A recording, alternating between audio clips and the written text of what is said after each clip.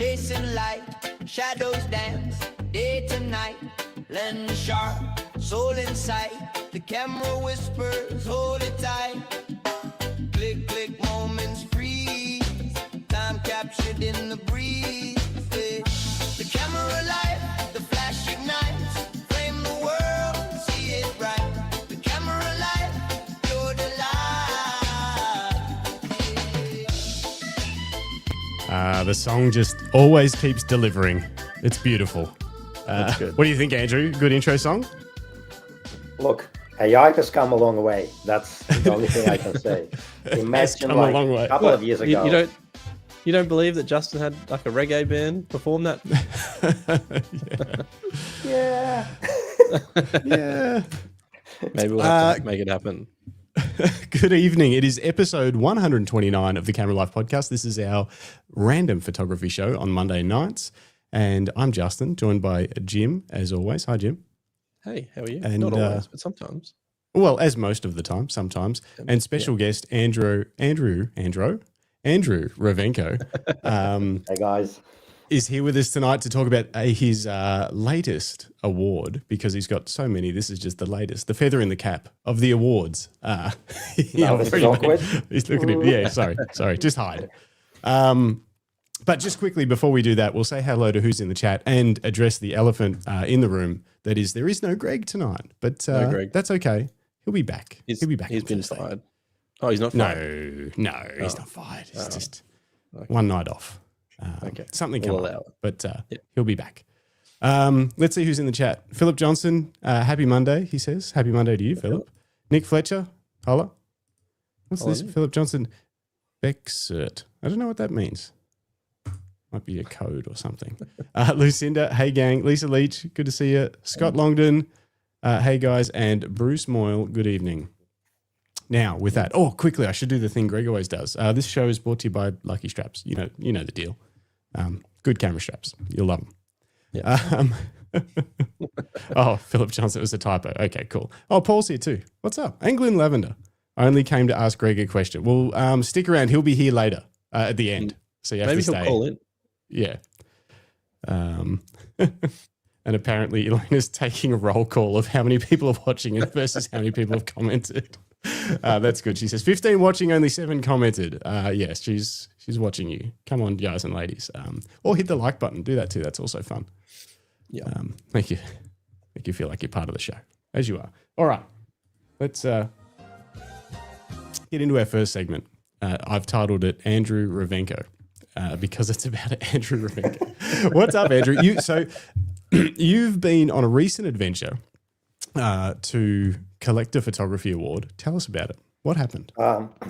So there's a bunch of photography awards, obviously going like there's a bit of a cycle and a calendar of the photography awards. And when I do have time, I sometimes go around and look what is available for submission. And I missed the submission for the award ceremony that was called Siena Awards. And I'm like, oh, damn. But then I realized that they have multiple categories in it. So there are three main categories. The main Siena Awards, which is like more of a journalism and nature, like more of a general categories. There's creative awards and there's drone awards category. So they're like 3 main streams. And the creative awards that are more about imaginative photography, they were still open. And I'm like, that's good. And they had you could submit 1 image for free, because obviously some awards cover their costs by paid submissions. And I'm like, you know what? Free is free. I'll give it a shot. So I only submitted 1 image, and that was a picture of my daughter on the bus that I took during COVID. I checked the conditions, and you could send images, I believe, up to 5 years old. So it all seemed okay. So I submitted it and kind of forgot about it, because as a awards cycle go, there's a judging period, etc., etc. And then I think it was in late June or early July, I received this email from them saying, oh, look, you have got a place as a finalist, and your image will be recognized on stage in Siena in Italy, and we invite you to come over. And I'm like, sweet, but caveat, none of the travel expenses are covered, and you get a bit of an allowance if you win the category for just for the accommodation. And I'm like, look, I live in Australia. It's pretty expensive and a long journey to go to walk on stage. And I knew about the city, but I never been there. And I'm like, look, can you give me a bit of a hint? Like, where do I stand with this? Because there are lots of categories, lots of nominees. Some people get a certificate for, I guess, highly commended and whatnot. And I'm like, should I even consider? And look, I get the response, and they say, look, we cannot really reveal any official standings and results because it will be unfair. Everyone is on the same page. But on a personal note, we can say that Italy is beautiful this time of year. To this kind of, if you know what I mean, if you know what I'm saying. So well, that's I'm nice. Like, yeah, it is nice. And I'm like, look, I basically had to make myself an excuse to go there. And me being originally from Ukraine, obviously I have a lot of relatives who are all over Europe, and I haven't been there for over 10 years. And my mom turned 80 this year, and she lives in Germany. And like, you know what? It's been a long time. And obviously I have a daughter who hasn't seen none of those relatives, some of those relatives, and like, I'll make it happen. So I basically had to pull myself to get a bit of a, I guess, holiday time. Let's put it that way. So I planned a big itinerary of visiting all the relatives that I haven't seen for a long time, and make sure that I stop at Siena on this journey on the day of the award ceremony. So long story short, fast forward to September. We're going through travel experiences. I'm like not enjoying it because this is like me, a 8-year-old daughter, traveling this far for the first time. Long flights, tantrums, and I'm like, God damn it! Why did I get myself? What did I get myself into? I better win this damn award. I couldn't care about, because like you don't think about it in the thick of the journey. Like, why did I get into this? Anyway, we get to Siena. It's a beautiful city, beautiful old city. They have very famous horse race on the main square, and it is it's built on the hill, and our accommodation was on the outskirts, and you just like walk towards this through those like old medieval streets. It seems like nice small place, and then you walk into the main square, which is called Piazza del Campo, and it's quite an experience because those streets are kind of small and narrow, and then you walk into this amazing huge square with big clock tower, medieval buildings, and you can see banners of Siena awards hanging of the like on a massive scale. And I'm like, you know what? These awards seem like it's quite a legit exercise. So there's like first glimpse of Hang on, I'll see if I can find it. Is it like this? Yeah, that's it. Yeah, wow. That's it. So you kind of you get into this thing, and you're like, this is kind of mind blowing. So, and then they had a reception the night before, and it was literally underneath that clock tower.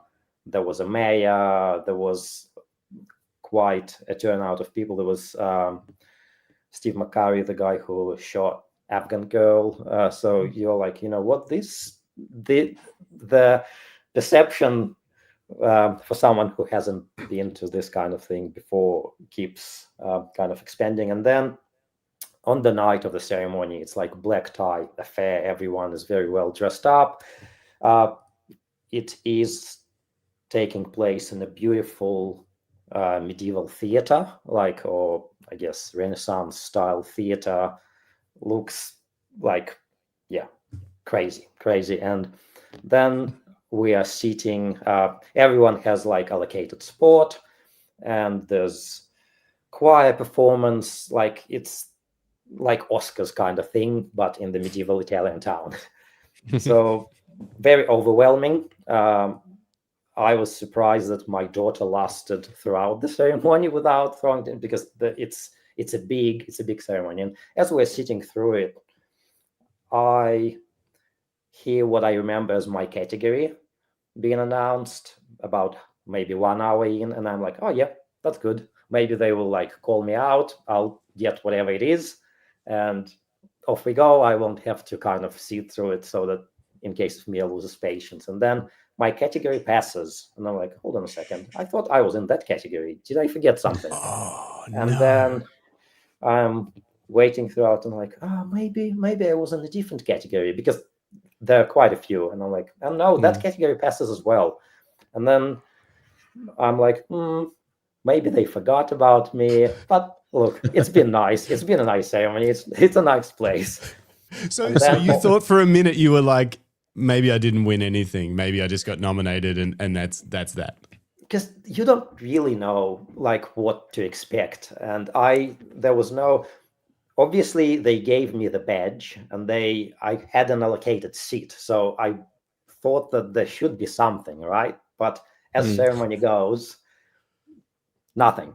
And then it seems like they ran through all the categories, and they kind of heading towards the end is like 2.5 hours, perhaps almost 3 hours. And then the lady comes over, taps me on the shoulder, because they had like a mapping of where everyone sits. And she's like, come with me, go behind, like at the back of the theater. You'll be going on stage. I'm like, oh, okay, finally something. That's cool. And I'm like, can I take my daughter with me, because she is the one in the photo? And she's like, I'll need to check with my superiors, and they're all like mic'd up. They have headphones, and but you have to be quick. There's not much time. So I take Mia, we go behind, and then there's a stage runner, and I see his sheet of sequence of things, and I am a little bit long-sighted. That's why I need these. And I'm looking at this sheet, and I see my name as a creative category winner. I'm like, what? And that's like one of the 3 main categories of the whole awards. And then I start to get so nervous, because I'm standing there. I almost like let go of the whole ceremony. And now suddenly I realize that I will have to go throughout the whole thing on stage, and maybe even say something. And I'm like, ooh. Luckily, my daughter, who is 8, she had all the composure, and she's like, yeah, you'll be fine. Like, let's go. And then the stage manager is telling me, okay, you cannot go too fast, because there's a guy with a camera in front of you. He'll be like going backwards. You need to go normal pace on my count. And I'm standing behind the curtains, and they're like 3, 2, 1, go, and kind of push us out. And then you walk into the theater with all these people who like applaud you, and you just it's a blur. Like, I don't remember any of it. So Wow. But I'm going to pull up have you watched it back? Well, there's a little clip on I'm going to pull up the one on your Instagram. I cannot watch all of it, but the one from the Instagram is kind of tolerable. It's tolerable. Okay, well, we'll pull it up. If you have to cover your eyes, that's fine. I don't know if we're going to have sound. The winner is of the Creative Best Photo of the Year 2025. Oops.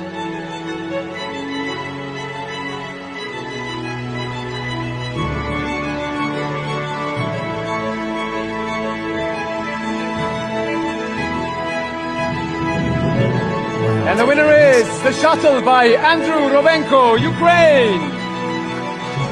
Congratulations. Вітаємо.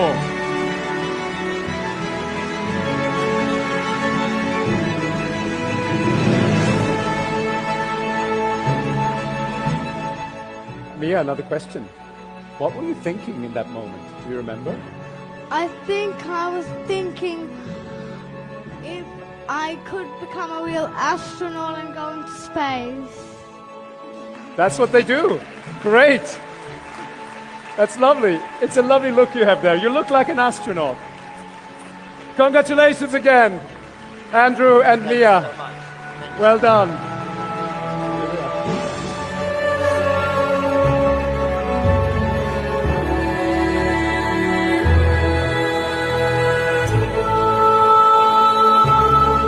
That is crazy.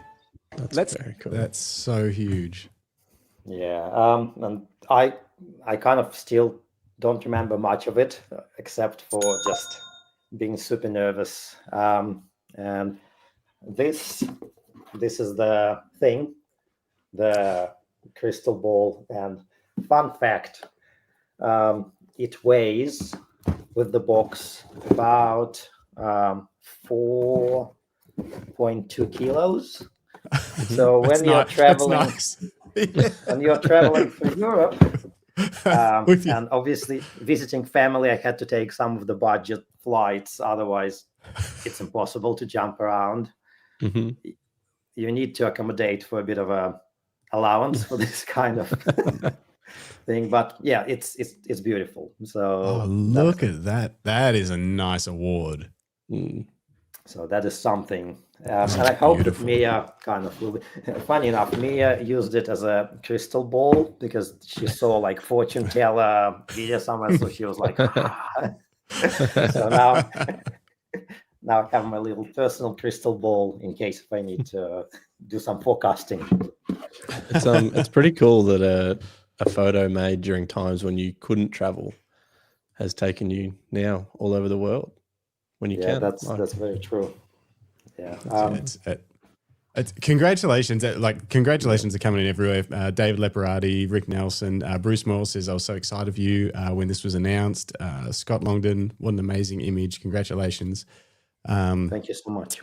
Yeah, it really is epic, but also congratulations on taking the chance to take the trip. You know, it would have been easier just to say that's too far to travel. It's very expensive. Sorry, I can't do that. But that's a once in a lifetime moment. That's very special. So yeah, you're absolutely right. And like as a family person, you always have to balance your budget and figure out what to do. But yeah, it's that side of things. I think experiences matter rather than, so if you can make it, I'd say the lesson is always take experience because you never know where it might lead. So yeah. Well, when the Sienna Awards get in touch with me, I'll be sure to make sure I travel across it. No, oh man, I can't even imagine. That's so cool. For anyone that isn't familiar with the series, I'm sure there's not many that aren't familiar. But so this was the image from the series that you decided to submit. Yeah, and that's the one. Yeah, that's one of the most popular from the series. But there's tons in there that are just amazing. So if you haven't seen any of the work that Andrew's made from this series, head to his Instagram and check it out. And otherwise, we did a full interview on episode 80 of the Camera Life podcast with Andrew. So go and check that out after this one if you want to go back and find out the whole story of this series because it's pretty epic. What have you been doing? Did you do any photography while you were traveling? Not as much. Yeah, because most of my stuff I shoot on film on this big bulky camera, and it wasn't a go when you need to jump around with a family. So I just left my film camera back home. I did take a few snaps. Didn't even look at them yet, but it's with the slow photography, you can't travel and do many things unless you immerse yourself into it. So next time, I'll have to take next time. Yeah, exactly. When you don't have to lug around a 4.2 kilo crystal ball trophy, you might be able to take a film camera. Did did you have to get extra luggage or did you just throw some clothes away to get that thing home? We balanced because we had allowance on me as well, and she didn't have as much luggage herself, so we kind of pulled and manipulated, and but it was very tight. It was very tight indeed. Awesome. All right, we won't keep you too long. Is there anything else you've been working on, or anything else cool coming up that we should know about before we let you go? Not yet, but if there's something that's ready, I'll definitely let you guys know. Amazing. Yeah, thank you. All right. Thanks for having me, guys. Cheers. Thanks for popping on. Congratulations. Good to see you. Thank you. Cheers. See you. Bye. Thanks, Andrew. Bye. Bye. Jimbo, Hey. what's up? What's Not been much. going on? I had a wedding on the weekend. You had a Yeah. wedding. Mhm. Did you post a sneak peek? I haven't. Oh, no, not really. The bride's posted. I've sent her a sneak peek. Or the bride and groom have sent a sneak peek. You've sent her some photos already. Mm-hmm. Mm-hmm. When was the wedding? Saturday, When did you send her photos? this morning. Yeah, I was going to do it over the weekend, but I took a day off. No, I think that's pretty reasonable. This is I think this is a good time for a public service announcement that I was trying to remember for this episode, because friends of ours got married, destination wedding a few weeks ago. Did they? Yeah, they did. And I won't say who, but yeah, look, Jim getting defensive. He's like, it took a day off, all right? Come on, give me a break. No. So they have no photos whatsoever from their wedding photographer yet. And the wedding photographer said it'll be 2 to 3 months before they're ready. And so they have one phone photo that someone else took to show people what their wedding was like. And this is my public service announcement to wedding photographers. Mm-hmm. Send 5 to 30 photos, whatever works for you, somewhere in that range, to them very quickly. If you want to take, if you're going to edit all the photos within 3 days, unless you've got something. There's a big trend at the moment where they send it the same night of the wedding. Hey, if you can make that work and it doesn't mess with your workflow, sure. I probably wouldn't do that. But I think it's because great. I'd be too focused on one. Or there's a few reasons. One, focused on the job at hand. 2, it starts to take over your life. And if you commit to that and you go home and edit for 2 hours after a wedding, unless that's what you need to do to decompress, sure. But committing to that, I think, is risky. But yes, as Lucinda is saying, send a bloody sneak peek. It can be 5 photos. I mean, gosh, if you really don't want to do it, send them one. Send them one. But send them something that they can show their friends and go, this is where we got married. This is the dress that I wore. Yeah, this is the suit that he was wearing. This is where I got married and this was what it was like. Give them something. Especially unless you're going to edit the whole lot in a week. If you're going to do the whole thing in a week, then sure, you can wait till then. But if you're going to do, you could still give them a sneak peek. Yeah. If you're going to do 2 to 3 months, which as Bruce says, seems very long, but sometimes wedding photographers, when it all banks up in the very peak of the season, you do end up with quite a long lead time of, even if you're working hard, if you're doing double header after double header after double header, it starts pushing your times out. 3 months is pretty crazy though, but it does happen. Mm-hmm. But if you've given them, if you're getting to that 3 month point, give them a 30 photo sneak peek and they'll be chill, you know, because they've got most of the stuff that they really wanted. They've got the first kiss photo. They've got them walking down the aisle. They got the family shot with the parents. That's basically what everyone wants anyway. You could literally just give them the mantelpiece photo, looking at the camera. Yeah. But minimum, just that. Yep. Because if you had to just do one. Yeah. Bride and groom, looking at the camera, in focus, smiling. Done. Yep. Please do not wait 2 to 3 months for people to get photos. And I'm assuming that they're a busy destination wedding photographer. Maybe they're not. I mean, I don't know. If they're taking, they must. They got 2 to 3 months. Yeah. Yeah. So give them something to put on social media to tell everyone that wasn't at the wedding that they got married. Particularly important for a destination wedding. Yeah.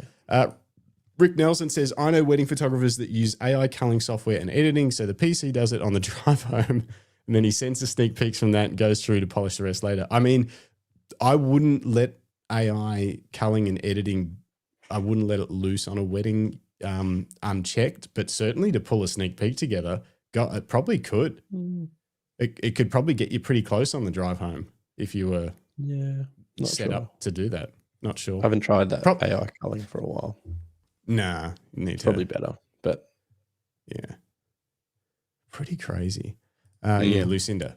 Why is it taking 2 to 3 months? Correct me if I'm wrong, but most wedding photographers that only shoot weddings work Friday to Sunday. You have 4 other days. Yes, but it does. I mean, you know this, Jim, and I know you also have time off. You have to. Like, so you have a few. We usually used to take Sunday, Monday off, but there was the odd time when you had other stuff on the so maybe you do a triple header. Don't, but you could Friday, Saturday, Sunday. Maybe end up with a job on a Monday or something like that. That happens. Commercial work sneaks in. But even if you do double header Friday, Saturday, Sunday, Monday off, because if you don't do that, you're probably insane because you probably worked 30 hours on Friday, Saturday, which is something a lot of people forget about wedding photography. It's like the hours add up pretty quick on the wedding day. So you've already worked a 30-hour week after 2 days. So you have to take 2 days off to reset and to have a life. And then these wedding photographers a week, bring it. And then you've got Tuesday, Wednesday, Thursday, right? 3 days to do your meetings, paperwork, invoicing, all that sort of stuff. And it's about enough and do time. 2 I think we worked out and cull. two sneak peeks because that is essential because you can't let those go. So you have to do the 2 sneak peeks, and then you're looking at hopefully probably getting a wedding and a bit done on those other days. You can't get 2 done. It's two full edits in that week, you die. Because if you could do that, you wouldn't have any lead time. You would just never get behind. You'd be like, cool, I shot 2 weddings on the weekend, then I edited 2 weddings, I'm caught up. That's the thing is you can't keep up. So that's why you end up with having to have that lead time to make sure that you can get it done in a 4 to 6 week period. I think 4 to 6 weeks is ideal. 3 is great. If you can get them back in 2 or 3, that's pretty good. I think sooner than that, they're often on their honeymoon and tired. And if they got a sneak peek, they're kind of like not ready for them anyway. Well, I just finished a wedding from early October. And what are we? Early? Yeah, under 4 weeks. Perfect time frame. But I'll probably hold it until maybe early next week. Unless they're listening. Oh, maybe that. If you are. Okay, what else is everyone saying? John Pickett. Could be worse. My mate had to do reshoots because their photos were so bad. Was also about a 3-month wait on top of that. Holy moly. Who was the photographer? Wasn't you, was it? No. Hang on. So as in the same mate shot it? Oh, yeah. Is it your mate that had to do reshoots, or is it your mate that was in the wedding helping their photographer? Yeah, what happened? Maybe this he is had crazy. Yeah, we need more info. Lucinda, 8 shoots in 7 days, all edits supplied within 2 days. Okay, well, look, you're just amazing. We can't all be Lucinda. Tell us how. Yeah. Tell us how. Because you don't have to, there's no brides in her photos. That's how. Different. Yeah, it is different. It's different. There's a different level of care that needs to go into music. I'd love to shoot music photos. Dang. Be a dream. Except for how hard it would be in all the late nights. Rick Nelson, I've heard if you send the finals too fast, people get sus. If you could finish a full edited wedding in 3 days, how long would it hold to send? Yeah.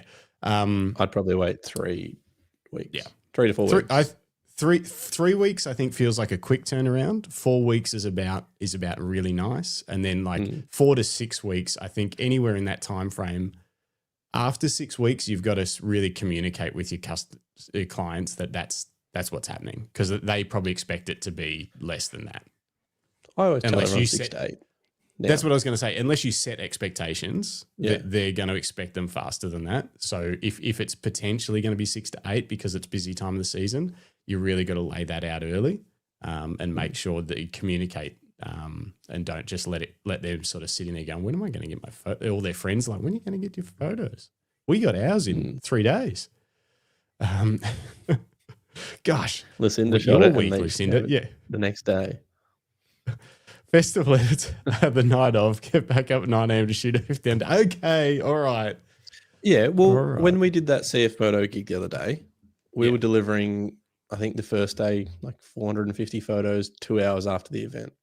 Yeah, I did 650, and on the Yeah, day, you on did one a lot day. longer than me.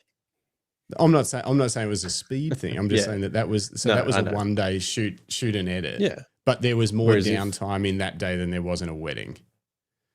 yeah, In terms of Yeah, like we had at culled at lunchtime, lunch and then- we were culling the images and stuff like that. Whereas, and I'm imagining, don't know, depends how Lucinda's covering festivals, but I'm imagining she doesn't get a ton of downtime. Maybe if she's doing certain bands, but I would imagine at a festival you'd probably be shooting all day and then editing after. I don't know.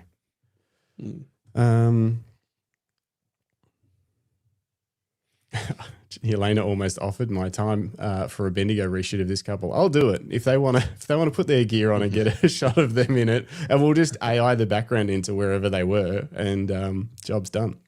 just do it somewhere cool. How much retouching are you doing on a wedding? Bruce Moyle asks. Jim? Not a lot of like retouching. Occasionally skin smoothing, getting rid of. It just depends. It's flies and stuff like that. It's flies. Cause Honestly, are one of the ones that are because we're not doing a ton of. Well, I don't do it anymore really at all. But Jim, when I was doing it, and what Jim does now isn't a ton of skin stuff. It can be a Or little like bit. changing people. We don't do anything like that. No, we don't ever like mess with anyone's body or anything like that. Always The it only stays in the Lightroom. only time I've done body stuff is when there's been a great photo, but kind of like what I would consider like a wardrobe not malfunction, but like someone doesn't look the most flattering in their dress, but that's not how they looked all day. It's because their arm was in a weird position or something, but I love the photo too much but I won't give it to them as is because I know that's all they'll see. And they'll be like, oh, my arm looks terrible or something. And I'll be like, well, it only looked like that for a split second. So let's get rid of it. But that's pretty rare. That would be like 1 in 10 weddings, maybe. One photo from 1 in 10 weddings. And otherwise, whereas regional Victorian flies, on the other hand, it's 30 flies a photo for, a 2-hour period during the day or something. Yeah, That we had sucks. one that was like, easily 40 flies in every photo for most of the day. And it's just, you could just leave them and say that's how it was. And sometimes that's okay for certain images, but like, it's not how people want to remember their day unless it's like a funny, remember all those flies kind of photo. Blah, blah, blah. I think 3 to 4 weeks is where it should be at for weddings. That's ideal, definitely. And, but I've had them blow out to longer than that before. That's where I'm at the moment, and that's where I'll stay for the rest of the year. Yeah. How about Lucinda does a wedding and the boys do a music festival, trading places and video it? Absolutely, we will. That's Done deal. And that's how you know weddings are harder because Lucinda's like, Yeah. you can keep your weddings. And Yeah, we're like, come heck and do yeah, it. what festival Come and not can we eat all shoot? day. Get Yeah, one we'll glass shoot of water at about 8 p.m. We'll shoot any festival you want. Okay, I guess we should do the show. Sorry, I had to do that public service announcement. I guess we should do the actual show. I don't know. We've got a big show for you tonight. For about a wedding. I was when 2 to 3 months and they've got no photos to show anyone what happened. That's crazy. And especially, I know they aren't that different, Lucinda. There's just no brides at yours. Brides are great. I'm kidding. Everyone always asks when you say you're a wedding photographer, they always ask, oh, what are the Bridezillas like? I'm like, not really a thing. Never had one. Never really had one. So I've had a groomzilla. Or maybe just a grumpy groom. Okay, we'll do some comments. So we're going to do some comments. We've got the news. Even though Greg's not here, he's prepared the news for us.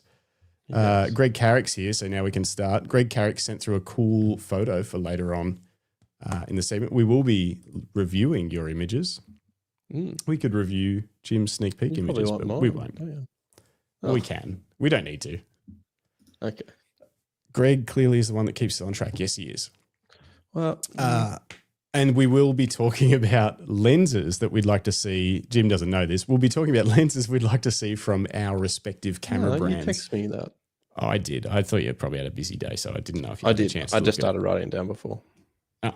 So, yeah, basically, I put a poll up. Anyway, we'll talk about that when we get to it. Let's look at some viewer comments. Okay. I'll start Okay. writing down some lenses I want. Okay. You don't magically get them, but we'll do our best. Okay, viewer comments. Well, pull this up and do this. So, quite a few comments because of the poll, but I'll skip past those. Where are we up to? Ta-da. So, quite a few comments from our episode 127, last week's random show, where we talked about all the cameras that are coming and have been released and all that sort of stuff. But we got a lot of comments about the Your Images section. David Mascaro, hero of the Your Images section, says, thanks for doing the Your Images section in the podcast. It really makes us feel like we're part of the show, and it's great to see the viewers' work. I agree. So thank you for continuing to send the images in. We've got more from David this week, and we've got more from other David. And Bruce Morrill says, I should send some photos again. If this is your last chance, if you want some photos in tonight's show, email them to justin@luckystraps.com.au right now. Do it. Also, I should put the thing up. You can call in tonight, especially when we get to there's the number, top right of your screen, when we get to the section about what lenses we'd like to see from our camera brands. Just call us and tell us. That'd be great. You can call us and tell us, Greg Carrick, that you want a projector lens from 19 Dickety 2. Comment on episode 126 with Louise Sedgman from Felicity Johnson. Top interview, Louise. I always love your workshops. You are the best, and the Z8 rules. Does it? Correct. It does. It does. It's okay. I'm thinking about buying a Dare 50. Are you really? You're going to go back in time. Why did you sell your other ones? I don't know. But yeah, thinking about buying one. Really? Yeah, we talk about it Crazy. after. Okay, I'll talk about it after this. Another comment from last Monday. Andrew Connor. Loved all the images supplied. What an amazing world we live in. And how lucky the technology allows us to capture these often fleeting moments. It does. It's pretty lucky. Our cameras are pretty great. They're getting real good. Even the phones are getting good. They're all from the poll. We'll talk about that later. Now, last Thursday show with Julie Powell. Very, very cool. Speaking of which, hang on. I've got more stuff to talk about. She's got some workshops coming up and she's put discounts on them for listeners. I should talk about that right now. You should talk about it right now. Yeah, before I forget. So if you check out in the comments of this show, you'll find links. But basically, Julie Powell has a Cirque Noir and a Lavender Dreams workshop coming up. Let me bring it up. Yeah, bring up the pages. Bring up the pages. Coming up, when's this one? Saturday, November 15th. I think this is down at her studio in Dandenong. No, So different Saturday one. week? Picture Not Picture long. Perfect Studio. Yeah. 2-hour hands-on photography session, lighting setups, everything. You can check this stuff out. I'll put links in the thing, but they are discounted. If you use the link in the show description, I think they're 10% off for the first 5 people that book. If the links don't work, use the code LUCKYSTRAP. Should have an S on it, but that's fine. If that doesn't work, just contact Julie and say that you were listening to the Camera Life podcast and you want to go to one of her workshops. Either that one or the Lavender Dreams one, which is this one, which is on Friday, November 28th, 5 p.m. to 8 p.m. Very cool. So check those out. Now, back to this. Pete Mallow says, fascinating conversation, thoroughly enjoyable. And it was. It was a great podcast, I thought. Thanks, Pete. And another comment from Sammy Bulmer 8380. Julie is a great teacher, fun, patient, and thorough. I'm proud to call her a friend. Heart that one too. Now, episode 124 with Ben Mays. Got a comment from at hotrodcustomimages.254. This was an amazing interview. Thanks for sharing. I was in Scotland at the same time. The weather was incredible. I spent 4 weeks shooting the Highlands. I'm not a landscape photographer, but I found a new love for it. I just bought an XT5 II and gave it a run over there. What a camera. Already booking another trip in September 2026. Yeah, Scotland looked pretty crazy. It's very cool. Great interview as well with Ben Mays. Go and check that out. And finally, with Julie Powell's interview again, David Leparati, 1958. Hi guys, what a great chat. Julie has an incredible, vivid imagination and it shows in her work. It is sad that Creative Live is shutting down as there was such a wealth of knowledge / information on the site. I think that people don't want to pay for online photography education these days as there are so many YouTube videos on photography, but many people with different skills. By many people with different skills. Yeah, there is. There's a ton. But Creative Live had it nice and organized and yeah, it is a shame. Did you ever do the Creative Live thing, Jim? Did I ask you that? No, I didn't do it. No, you never watched any of the stuff or? No. You already know Probably everything. needed to. No, definitely not. Oh, dear. That's funny. So, who's been sending me photos? Let's see. Rick Nelson just sent an image through. No images from Lisa Leach tonight. My work life is disturbing my photography and I'm seriously restless to get out with the Nikon. You should see what it's like to have a Canon. It's terrible. Okay. It's the same, but your camera sucks. That's right. All right. Should we attempt to do the news without Greg? Yeah. Well, just you skip the first one, I reckon. No, I've got something to say about the first one. He's not here to defend it, so it's Okay. actually going to be wonderful. All right. All right. Let's do the news. Okay. I've just got to pull these up. A certain brand So that won't be might named. take a while. A certain bread. Let's That have Greg a look. might be affiliated with. Fujifilm showcases a lensless camera prototype. Look at it. Look at that thing. Now, I was like, oh, that's interesting. Have you ever heard of the Industrial Romanticism exhibition? No. Well, me neither, it says, which I was like, yeah. How did they read my mind. It's an exhibition where selected companies display their prototype creations, a blend of design, technology, and concept. And guess what? Fujifilm is one of 7 companies participating this year alongside Sony, Mitsubishi, Canon, and others. Well, there's not that. If there's only 7 companies, that's not very many. And others. Well, yeah, Said but- others. Anyway. No, it's one of the 7 companies. Oh, yeah, okay, that's not many. You're That's right. not many. Sorry. I skipped past that. Yeah. Fujifilm exhibited a prototype of what they call a camera without a lens. And I was like, this is really interesting. Where's this going? A tool for reviewing photos taken with a smartphone. So it's a screen. It's a screen Mhm. with no camera. It's a smartphone without a camera. It's not a camera without a lens. It's not even a smart. It's just a screen. Isn't It says, if you select a category such as human faces or cars, the device will automatically extract and display relevant images, like my iPhone does. it already has that function. This essentially sounds like a tool designed to review photos taken with a smartphone. The designer behind it is Taki Yoshimura, who joined Fujifilm in 2024 and is soon to be departing Fujifilm after making this No, I'm so glad Greg's not here. And is currently responsible for product design in the imaging division, including cameras, lenses, and projectors. Anyway, so it's just a prototype. It's a design thing. Greg put this in the news, so I thought I'd better read it out. It's not a camera without a lens. It's a very cool industrial designed screen that you can transfer your We can see the front of the not screen. I'm not sure. Or the back of it, actually. Anyway, let's move right along. Okay. because now we're getting ads for the NBN because my NBN died. I was surprised that Storm didn't take this show out tonight. Are you on? What's it called? Let's just glaze over some of this stuff. Sony announced,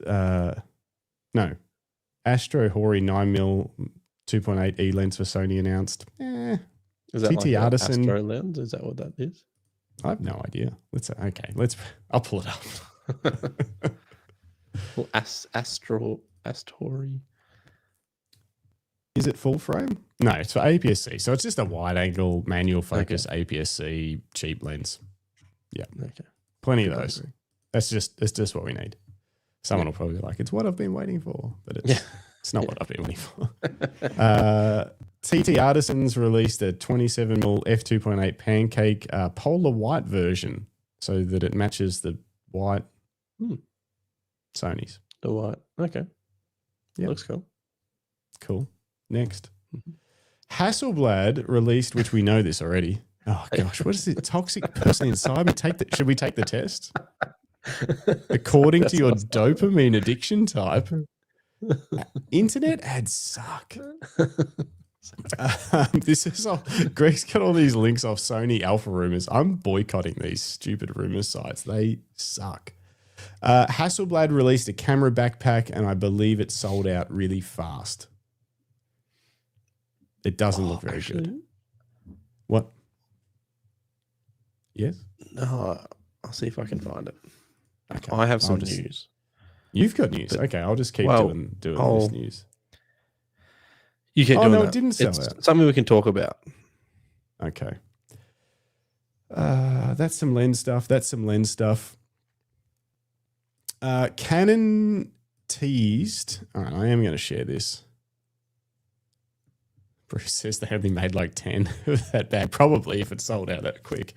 Canon teased the R6 Mark II, R6 Mark III, sorry, which I think is coming out on Friday. I might do a live stream about it. They teased it with this image, elevate your image. And I believe also a few dealers have published. Yeah, Canon pulled the teaser, and then a few people published stuff as well about it that may or may not be accurate, like dealers publish stuff and that sort of thing. But basically, everything keeps floating around the 32, 33 megapixel range for this new R6 Mark III. And someone on the internet, I think his name is Ordinary Filmmaker, and I actually quite like some of his stuff. I don't really like all of his videos, but he's good with Canon rumors and that sort of thing. And they do live streams as well when the cameras come out, which I like.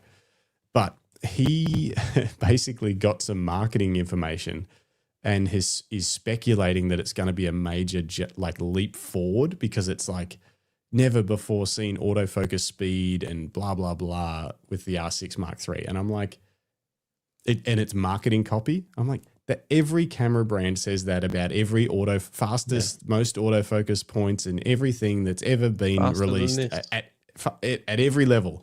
We know what the R6 Mark III is going to be like for autofocus. It's not going to be faster than the R1. And he's saying it's going to be, a next generation leap forward. It's not going to be the fastest. The R1's still going to be the fastest. That's how it always works. It gets trickled down. If they're lucky, it'll have the R1 autofocus. But it most likely will just have the R5 Mark II autofocus, but it'll have less megapixels and hopefully better low light. But that's what it'll be. Don't get too excited. I think it'll be a great camera, and I wouldn't buy an R6 Mark II right now unless you're trying to get a bargain. I wasn't excited. You're never excited about Canon stuff. What I am excited about is check this out. The Canon RF 45mm f1.2 STM. Now, I poo-pooed this rumor a few weeks ago. I was like, they're not making a 45mm f1.2. But it sounds like it's potentially going to be a real thing. And cheap, light.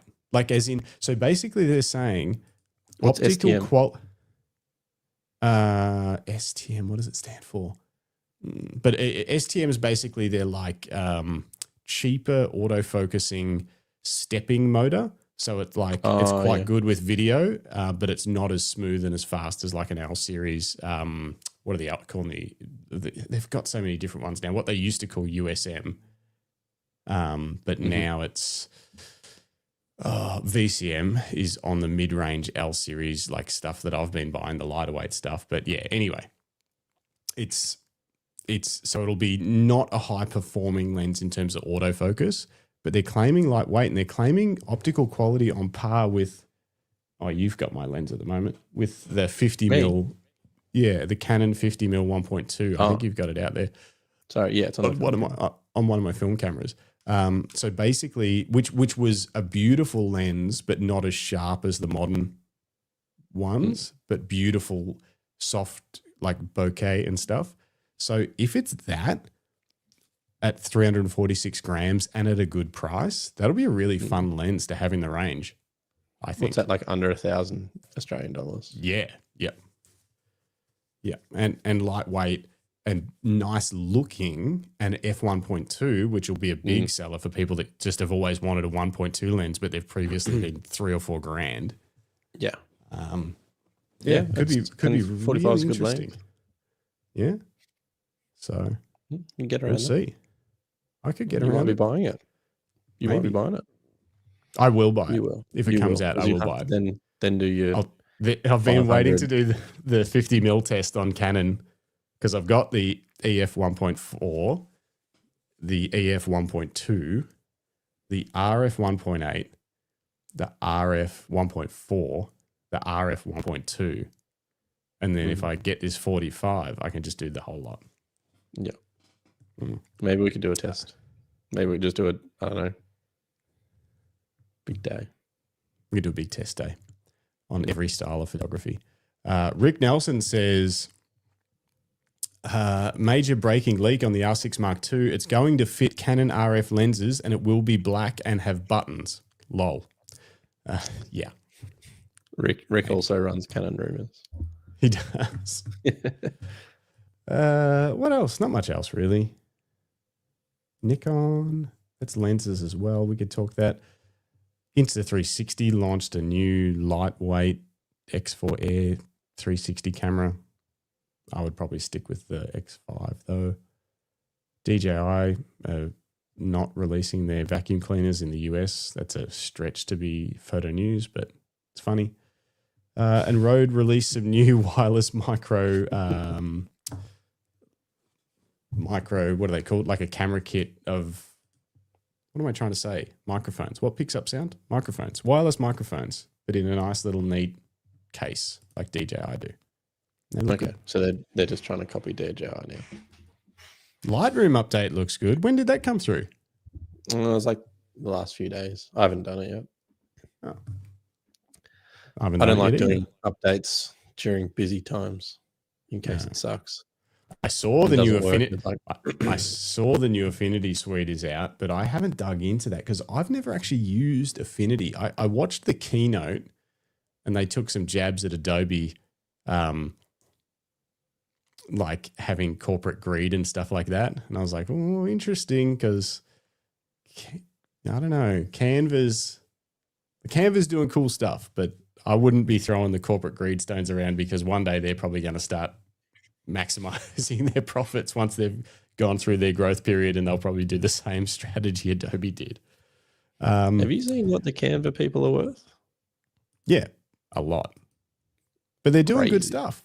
They're doing good stuff. No, not bad. I'm not saying it's bad. I think they're mind blowing. It's great. Yeah. But I want to try Affinity and see what it's like. I've never actually used it. Greg Carrick says he dropped Adobe for it a few years ago. I should have done more research on Affinity, but I'm not an expert in Affinity photo. But basically there's a free version now.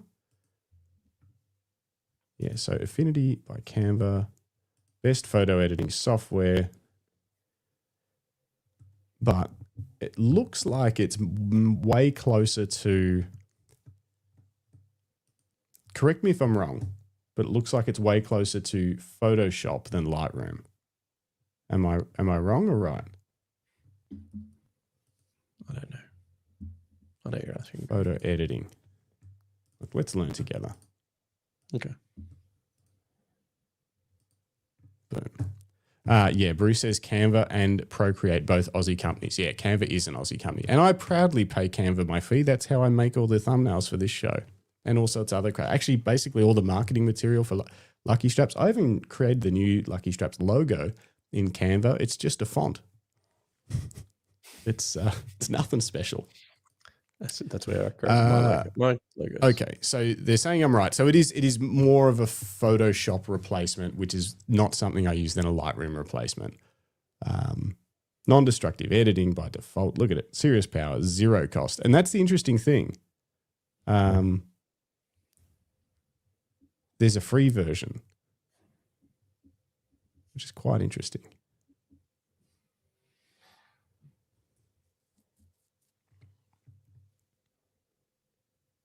Maybe I'll have to check it out. Report back. Yeah.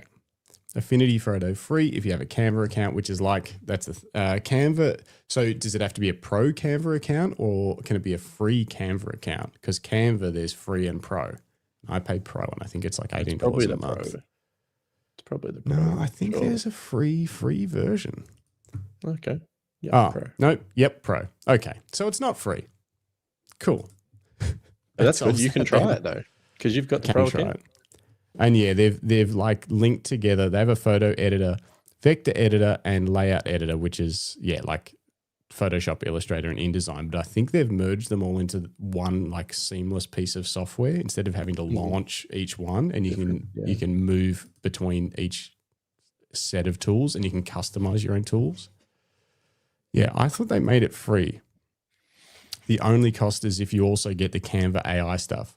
Well, so far, Canva AI sucks balls. I can tell you that, but I'm sure it will get better fast. But so far, anything I've tried in Canva that was AI is horrendous. All right, confirmation. There is a free version of Affinity and a free account. So anyone can try it. Might as well download it and give it a go. If you're on the hook for Photoshop and you're sick of paying the money, give that a whirl. And I can't find any accurate details about what's going on with Lightroom, so I will go over all of that next week. Okay. Cool. Sounds good. Sounds good. Any other news? Is that all our news and rumours? I think so. Should we talk about lenses? Yeah. Maybe someone will call in. Where's my poll? Do we have enough time to talk about the lenses that you want? I've got all the lenses. I want for nothing. That is not true. No, it's not true. So I made a poll. I'm going to be making more polls because it was actually quite fun. Where'd you make the poll? On YouTube. Oh, I missed it. Maybe I'll try it on social media. Get more action. But our YouTube people are great. I just can't find the poll. Here we go. Surely it'll be on our channel. Everything right? except for the 45 1.2. It's not out yet. And then I'll have it. Okay. Visit community. That's where it would be, right? There it is. Here's the poll. What lenses would you like to see from your camera brand? And I only had 4 poll spots, so I couldn't put everything in there. But I said, do you want to see more fast aperture zoom lenses like Canon's 28-70 f2? Sony's got a 28-70 f2. You know, do you want to see zooms with that f2 or wider aperture range? Or do you want to see smaller, lighter lenses that are still optically great? That got the biggest response. One lens to do it all, like Sigma's new 20-200, but you know, it's a f3.5 to f6.3, whereas I was suggesting something like a 20-200 f4, which would obviously be insanely heavy. But do people want one lens to do it all?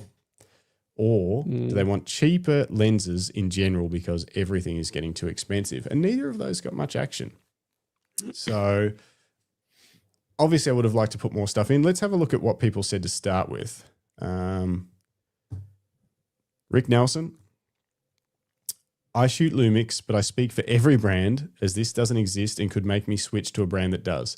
A 16-70 2.8. Basically combine the 16 to 35 and the 24 to 70.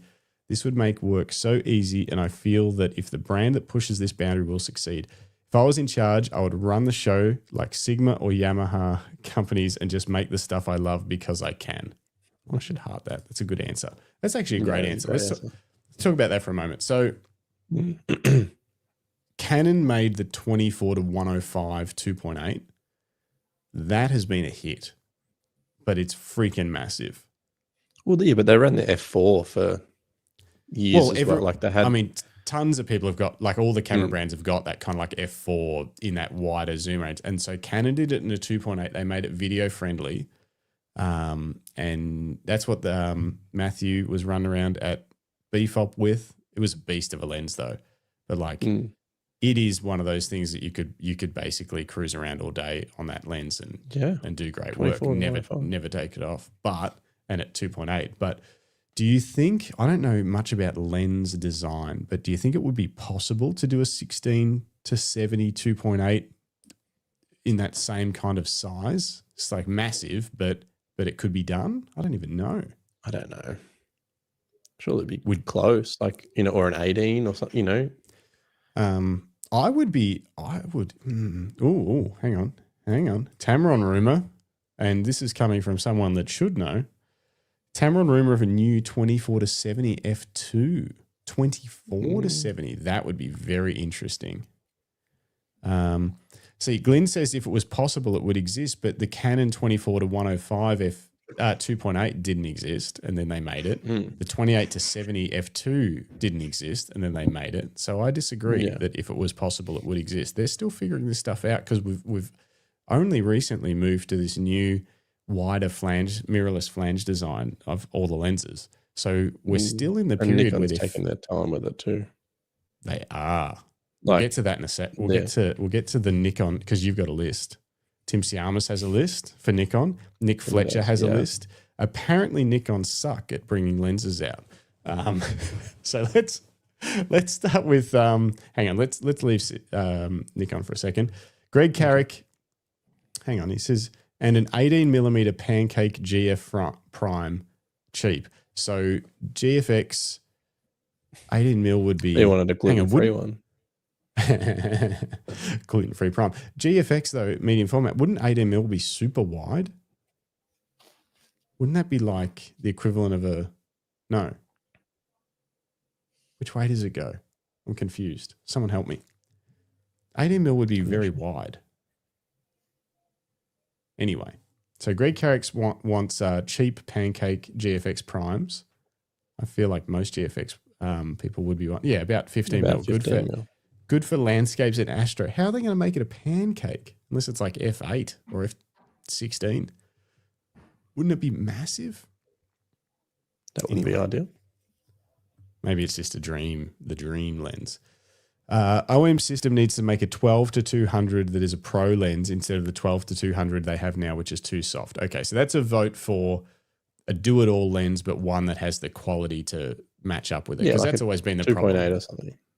Well, not even, I mean, I think they just also assume that it's got to be sharp, not, because that was often an issue. You'd have massive distortion at either end. It would get soft usually at one end or the other or both, or, depending on, Bruce, well, that would look wacky as a pancake. That's what I don't know if I think Greg Carrick wants something pretty wild.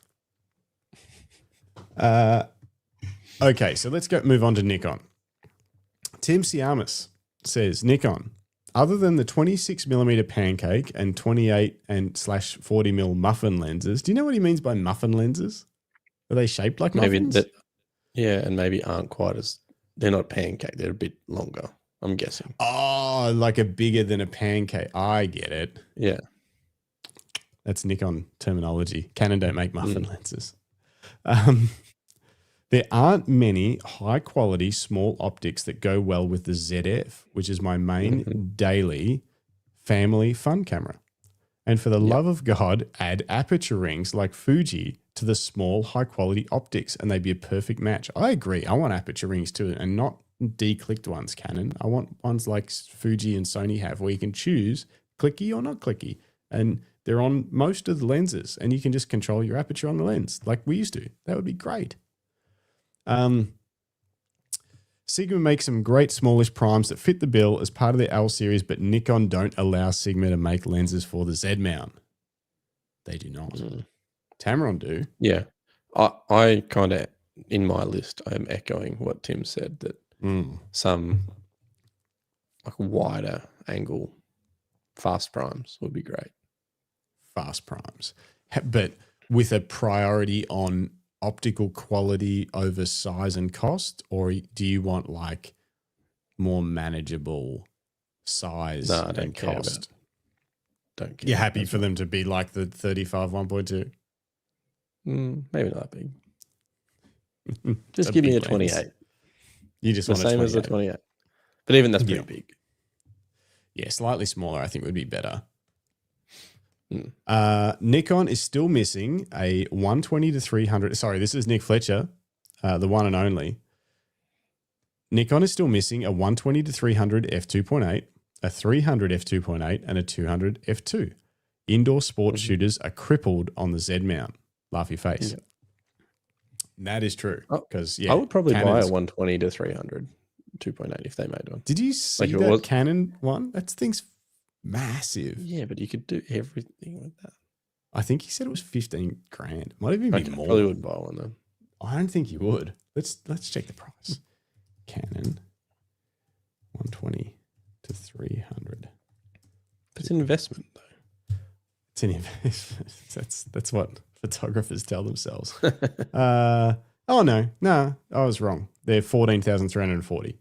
So you could, with the change, you could buy. Is that US? A monopod. No, that's at George's Cameras. Okay. Yeah, but it's a big lens. You could connect your Lucky Strap straight to the strap lugs on the side of it, though. Mm-hmm. See? Yeah, she's a beast. Very cool lens. But if you're sticking with a mounting system, you're going to have that forever now. Yeah. That's a long-term. Like you're not going to be upgrading that. Yeah. Very long-term investment. When are you buying one?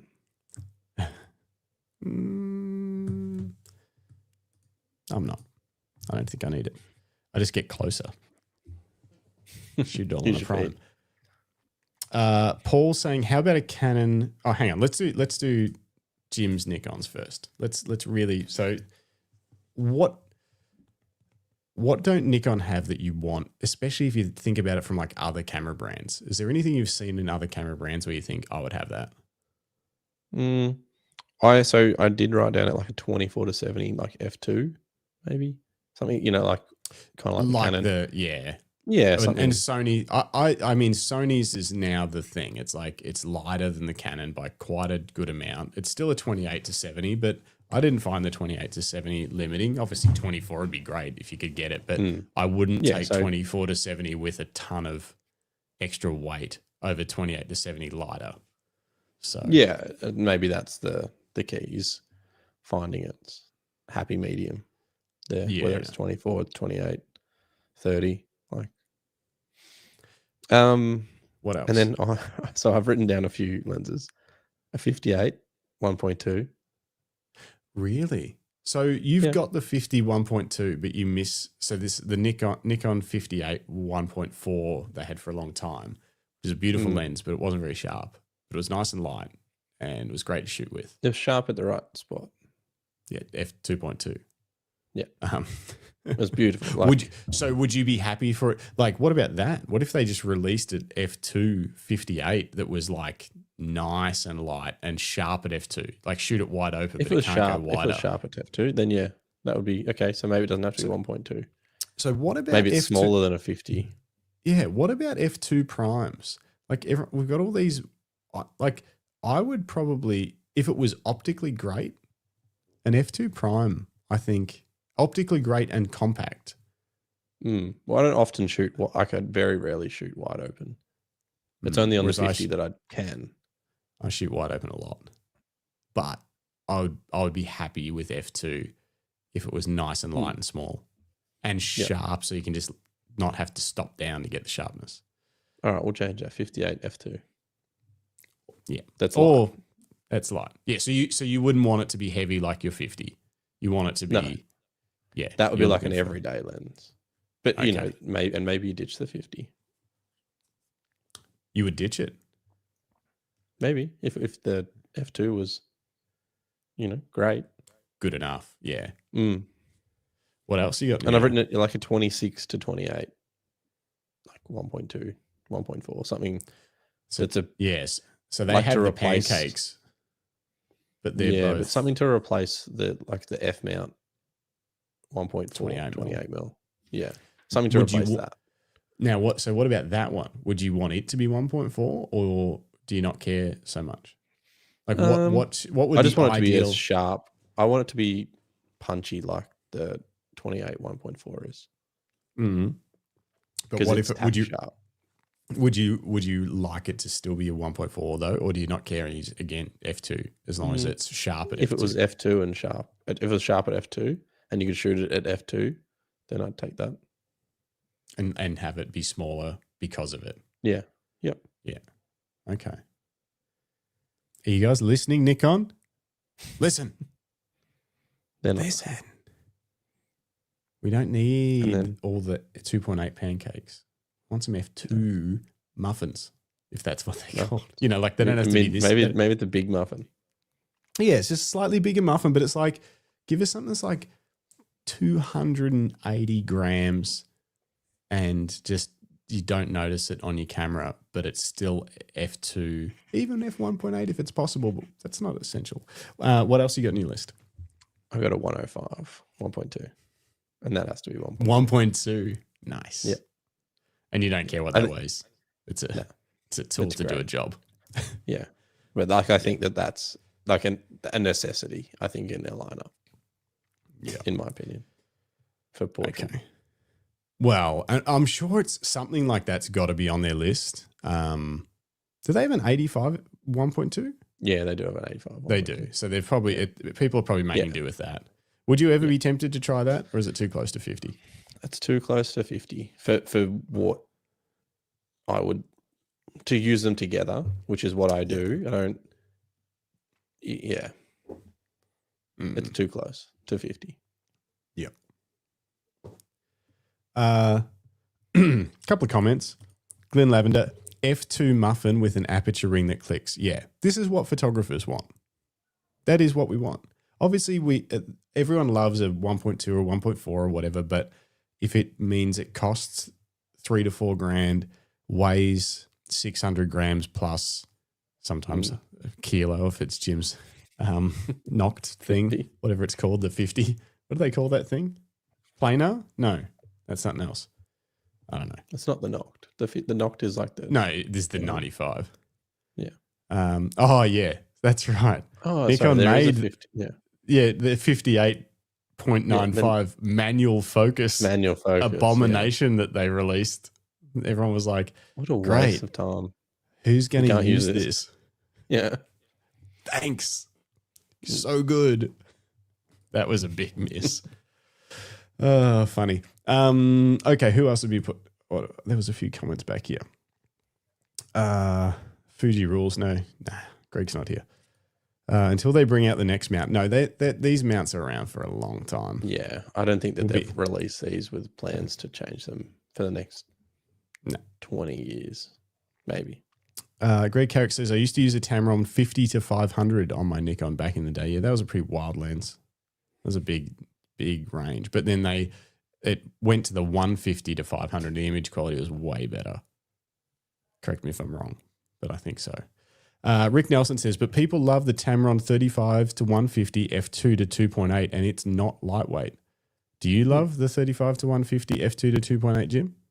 Yeah, I do. I would love it more if it it's just very contrast. That's probably its only thing. It's a good lens. It struggles with flare in backlight. Yeah. Only. Like it's got contrast in a normal, like if you're just shooting in a cloudy day, not towards the sun. But it just struggles sometimes. Yeah. Compared to the way like a Nikon handles it, like that 70 to 200. that you use. Like if I shot the 105, the old F mount versus the Yeah. 35 to 150, like did the same settings, it doesn't look the same. Look, you have to pull the blacks way down, add some dehaze. You got to add a lot of dehaze. Then it's not clean anymore. The file's not clean. You're like trying to manipulate it later. Rick Nelson says a 70mm f2 would be nice. I mean, yeah, if that was compact. But that sweet spot around 58 is very nice too. Surprised more brands haven't played with that. Glenn Lavender says 35 to 150 is my other go-to travel lens, sharp as a nun's tongue. Yeah, I don't even know what they that are good. means. You're saying it's quite sharp. Yeah, it is. It's a good lens. Yeah, but it does I'm have happy that I don't issue. shoot. Yeah, and that's probably why I don't use it that much. It's like Probably need to use it more. a run around, do everything lens, but you're probably now always thinking, this photo is more important. I'm going to put the 105 on. Yeah. Kind of thing. Yeah, like because you know there's a difference. It's always in my bag. Like I take it with me to every, like it's on the bag that I wheel around. So if anything goes wrong, I'd put that on, like with my other lenses. Okay, where was this Canon comment? Up here somewhere. From Paul. How about a Canon 14, 15, or 16 f1.4 prime for Astro? Yeah, there's space in there for that, I'm sure. I think all brands. Same with Sony's got, what does Sony have? What's their widest? 14? And Sigma? Sony 14mm f 1.8 G Master. Yeah, but 1.8's fine. Yeah, but that's what I mean. Like, we don't have that. No, I don't think so. Look how popular, like the Nikon, the 20mm. Was it 9.4? You know, like on the F mount, that was the go-to Astro lens. Yeah, look at this bad boy. And like, that's not right, is it? No. Video Pro, is that price right? $1,500? Man, I might switch to Sony. $1,500. That can't be right. Is that right? What's it down from? What looks right? Look, it's got an aperture ring. Look at that. Should we switch to Sony? I don't know. I turned my aperture ring off on my 50mm, but it doesn't click. Yeah, because it doesn't click. It's got to click. Otherwise, I mean, obviously you want it to not click if you're shooting video, but, make it switchable. Bruce says third-party manual focus version by Sam Yang. Yeah, that doesn't count. That's right. That's so cheap. That price is so cheap. What other bargains does Sony have? Their cameras? Are their cameras cheap? The bodies? They're comparable. I mean, an A1's not cheap, but an A1's a pretty epic do-everything body. A1 Mark II, 45 megapixel. Like it's equivalent of a Z9, but it doesn't have a grip. Okay. Pretty mega. What other bargains does Sony have? Their 50 mils are pretty cool. Like their 50... What's their 51.2 G Master cost? It's just over $2,000 for the 51.2 G Master. Canon. So you're buying a Sony kit. 51.2 RF is currently 3.5. Remember when you were trying to get Grant to buy Sony? I wanted Grant to buy Sony so that we had Canon Nikon and Sony to talk about on the podcast. He didn't fall for it. Curse you, Grant. Doing great. Now, but that's all right. We've got Bruce now. Bruce is a Sony man. 59mm f1.4 is crazy good. Does that mean the 50mm 1.4 typo? Yeah, got to be. Yeah, so the Sony 50mm 1.4 is even cheaper. Probably would get us there. See, because that's the thing. They've got the 51.4 and it's sharp and everything. So if you just don't need the 1.2 and it's so much lighter and it's even cheaper. $1,800 at the moment. It's pretty cool. What does it weigh? I think it weighs not much, which is what I always look at. Who would ever want to know the carton weight of a lens? Don't put that stuff on your Like what it weighs in the box. on your customer facing store. Like that's for stores and stuff. No one cares. Like it's not. I don't care. When you Always pick up gets in the the box way. from the post office. See, even that can't be right. It says it weighs 0.96 kilos. No, it doesn't. Lens specifications. No. That sounds awfully heavy for. It doesn't weigh 0.96 kilos. Sony. I have to Google it myself. What's the carton weight? Like 5 kilos? What? I'll just use Google. 516 grams. Sony, sort your website out. Sony Australia. Sorry. Not you, Sony Japan. You're wonderful. Okay. Any other lenses? I mean, lenses I want. I haven't even really talked about it. Yeah. Everything. Sony, the carton weight. Do you want me to prove it to you, Clint? Let's just settle this. The carton weight. Look at this. Ready? Specifications, size and weight. Carton weight, 550. Weight, 0.96. Yeah, Sony suck at their specifications. at the website. At their website. No, just the carton, no lens. Okay, that's actually pretty funny. It's the box weight without the lens. Of course, that's what we'd need to know. But It's a heavy That's a heavy box. box. It's a heavy That is a box. heavy box. I don't know. Anyway, it doesn't weigh that. It weighs 500 grams. It's a nice light lens. It's great. But Canon's got a competitive one in their 50mm 1.4 VCM now, which is cool. What I would like to see is 20 to something zooms. I think are really cool. Sony's got one. They got a 20 to 50 f4. like But I think how long? that's the thing. So it all depends on size and weight versus aperture versus, how far of a zoom range can we get? A 20 to 85 f4. Like, let's just extend the 24 to 70 a little bit.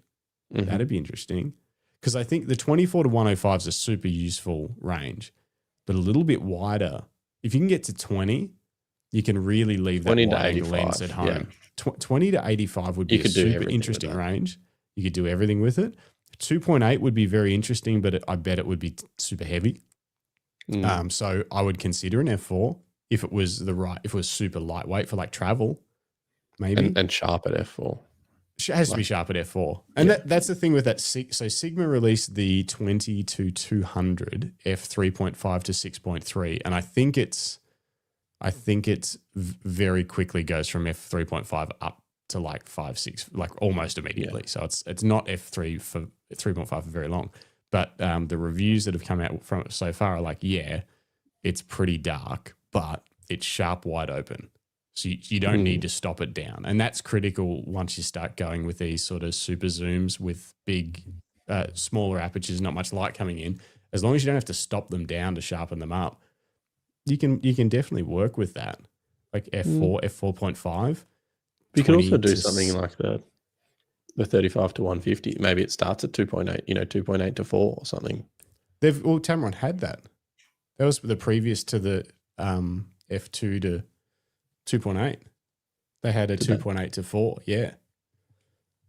I don't think it was super lightweight though, but they could probably do that now. Like they could probably be like, all right, we've done this. Let's try and make it lighter. Glenn says Tamron have a lovely sharp 20 to 40, but it's just too short or not. Yeah, exactly. So it's like, I mean, you might as well have a 15 to 35 if you're going to have a 20 to 40. It's like you might as well get real wide. But Sony's got the 20 to 50, which is kind of like a vlogging lens. And it's an f4, and it's like that's kind of a nothing lens for me other than maybe a vlogging lens. But for photography, if it was 20 to 85 f4, be super interesting. If they could do a 20 to 105 without it being too heavy, that'd be pretty cool. Variable apertures, I'm not a big fan of. No one is, but it is required once you start extending those ranges out. But that's what I thought I would like. I don't know. And obviously Canon, for the love of God, make a 28mm prime, please. It can be an f2. You've got the, sorry, they've got a 28mm 2.8, which I do like. It's a pancake lens. Everyone wants a pancake lens. Give us a muffin. Give us an f2 muffin with a clicky ring for photographers. Just make it for photographers, please. Here we go. Anthony Stonehouse. Love a zoom that starts at 20mm. Sony has a 20 to 70 f4. I thought it was 20 to 50. Okay. Maybe I need to switch to Sony. Sony. And Panasonic just released a 20 to 60 2.8. Oh, Sony's is the 20 to 70. Okay, well, I'm dumb. I could have sworn it was... Okay, so 20 to 50. Yeah, so this is perfect. This is and it's 488 grams. Let's start there, but let's just bring that out. Let's try and push the ranges of that. Iterate on it. The 20 to 70 from Sony, f4. Let's make it 20 to 85. Who's going to do that? Let's make it 20 to 90. Let's create the new standard zoom that doesn't have to start at 24mm. Even, it'd be a nice, very Leica feeling zoom range, 21 to 90. Maybe only for Leicas. Maybe. They can charge $1 million for it. You guys could buy it. Maybe. I don't know. We'll have to revisit this one day. I can't believe I thought that was a 20 to 50. I'm glad Anthony joined us. Appreciate it. So is next week's What's in the Box going to be your new Sony kit? It could be.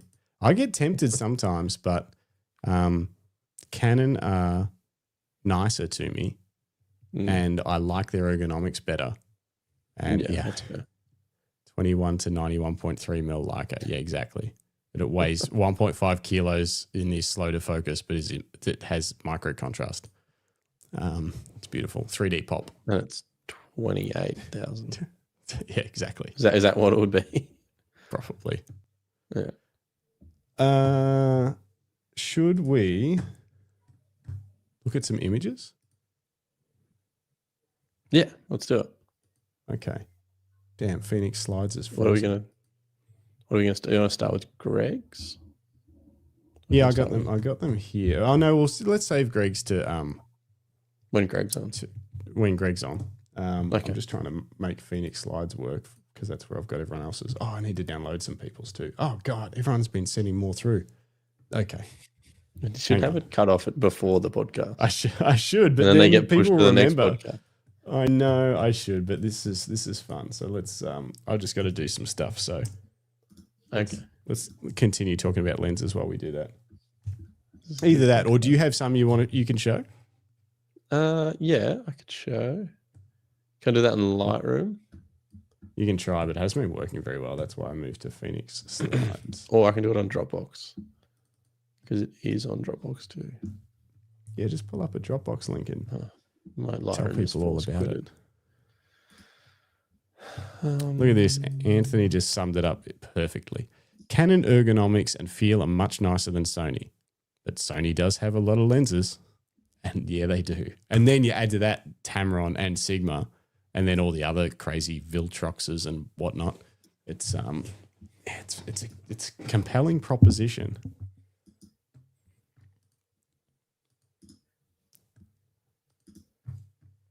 A lot of clicking going on, not a lot of talking. What a podcast! Oh, sorry, I was doing exactly the same thing. Just trying to download Bruce's images. Okay, do you want me to go? Yeah, bring him up. Hang on, I might have to remove this. I add that. Let me work out how to get them. Just make your window the shape of. I don't know how to do this. This is why I run the show, and you all make fun of me because I don't know what I'm doing, but I know more than you. How do I just view them as like a? Not so easy now, is it? I'm still doing the Lightroom.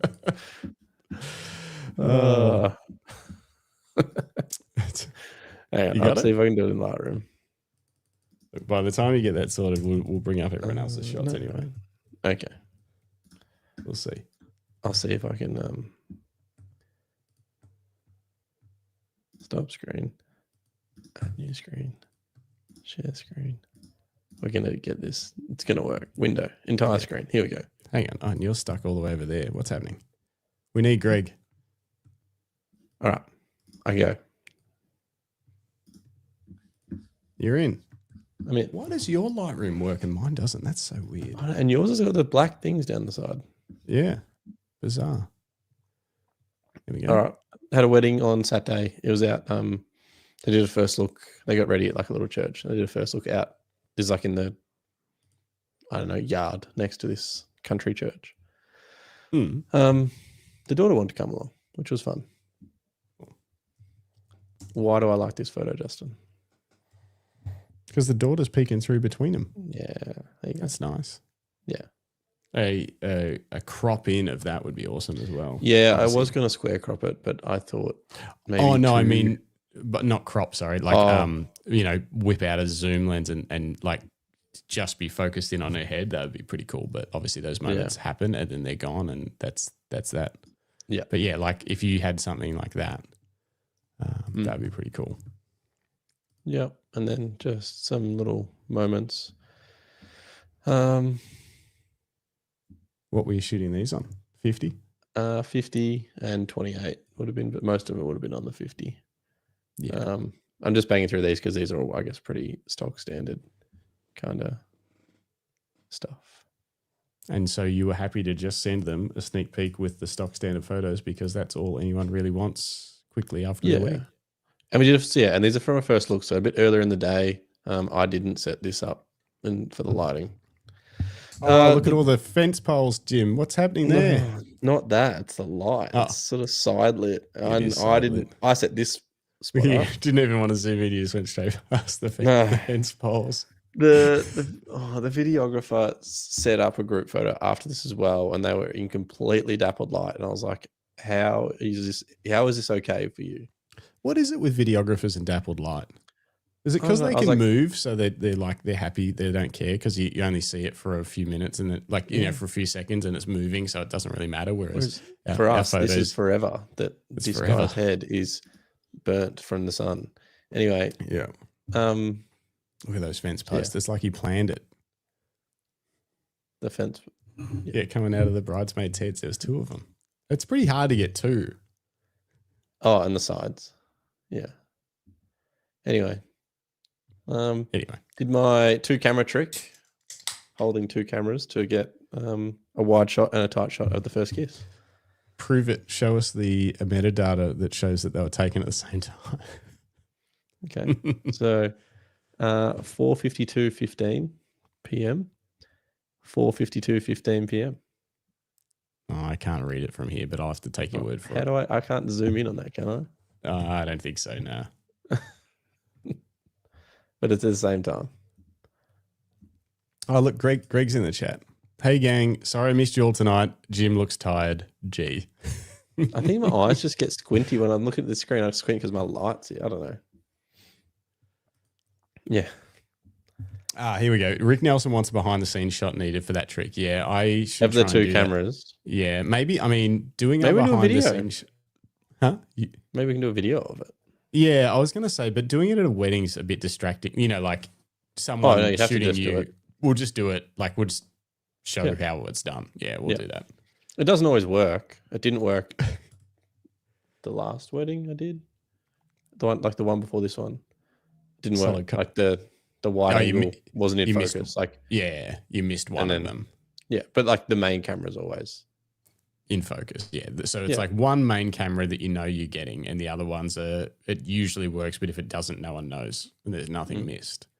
Bruce Moore says, now I understand why it takes 3 months fence post removals. Left-hand camera. Oh, do it as a short. That's a good idea. Okay, we'll do that. All right. So this shot, so we did their daughter's only 22 months old. We did photos before the ceremony. She obviously lasted the ceremony. Then we were doing family photos, and she was getting pretty tired. And then I just decided that no, she's going to go back to be looked after by someone. And they were just walking out with her, and I was like, "Hey, why don't you just I guess I've been around kids a little bit. I was like, why don't you just do some swings? She'll have a great time." And then we got some really nice I guess, extra shots that, you know, weren't part of. And yeah, to the right of this is like a food truck and bins that I cropped out, like down here. Oh yeah, But it just didn't matter. I would have left him in. No, I'm kidding. There you go. Yeah. That's a great shot. And we didn't What a really difference. do. Yeah, and we didn't really, but just to get something nice on the, you know, and make it kind of a nice moment for them as well. Yeah. And then we kind of shot golden hour ish. It's pretty early because they're in a valley. So yeah, but yeah, working with a videographer and a content creator on this day. So, and she's pregnant as well. Right. Busy day then. Yeah, it was. Oh, and then Nice. the groom, Justin. Hang on, Oh, did you skip say girl. videographer and a content creator? Content creator. Yep. What does the content creator do? They shoot like iPhone clips. Okay. That's interesting. What's this? Bins are us wedding photography. Oh, you know what I was doing today? I should pull this up in a second. I was playing with our AI music thing, and I might have typed in something about you. Should we play that song? I'll see if does anyone in the chat want to listen to an AI song about Jim? Let us know. I don't think I want to listen to it. Lucinda says, are you seeing more content creators at weddings, Jim? It's the first one I've seen, but I've been seeing a lot of them on everyone else's socials. So I'm guessing it's coming. It's coming. But yeah, she was weird. awesome. Like, so she, Okay. her partner was the like the musician. Yep. So I don't know if she was working for him or working for the couple, but yeah, she was really good. She was great. She stayed out of the way. She was just, yeah, she wasn't, wasn't noticeable, but seemed to be doing a great job. Did she make the day more fun? She didn't sort of not bring really the energy? change it. Okay. No, it didn't do it. She was just acting behind the scenes essentially. Yeah. Not really in being involved in the day. This is a groom. He played 4 songs. Oh, that's cool. Did you see the story? He'd played his whole high school band. They got up and played sick. 4 songs. It was pretty cool. I love that. Yeah. That is awesome. Yeah, that's how to do I a think wedding. I think this was shot at 1.2. Yeah. Was it heavy? 5,000 ISO. Like punk music, heavy music? What was He it? played Panic at the Disco. I don't know what the song is. So he played it crowd pleaser because it's a wedding. Yeah, but it was like a pretty heavy song, I think you'd say. I probably can't play it through the phone, but yeah. No, it's okay. We get copyright stricken anyway for it. So Yeah. we can only play AI songs on this show. And this is 8,000 ISO at 1.2. On the 50. Nice. See in the that's dark it. with that setup. But yeah, we didn't do like normal sort of dusky. They didn't really want too much. Didn't really want too many pose stuff. So But when kept you've it got pretty- stuff like this, like you don't need to. yeah, like real when you've got a moments. groom. Yeah, exactly. The real moments. It's awesome. Yeah. So yeah, All Like it was right. pretty dark there. Anyway, Nailed enough it. of my stuff. Great work. Before we we'll just before we move on to your images. Not my images. Well, to everyone's images. I'll just quickly play this. So, look, it's not ideal because it's very American, but I'm just going to play it anyway, and you guys just see how it goes. Hang on. I have to rewind it. How does this work? You hear that? Yeah.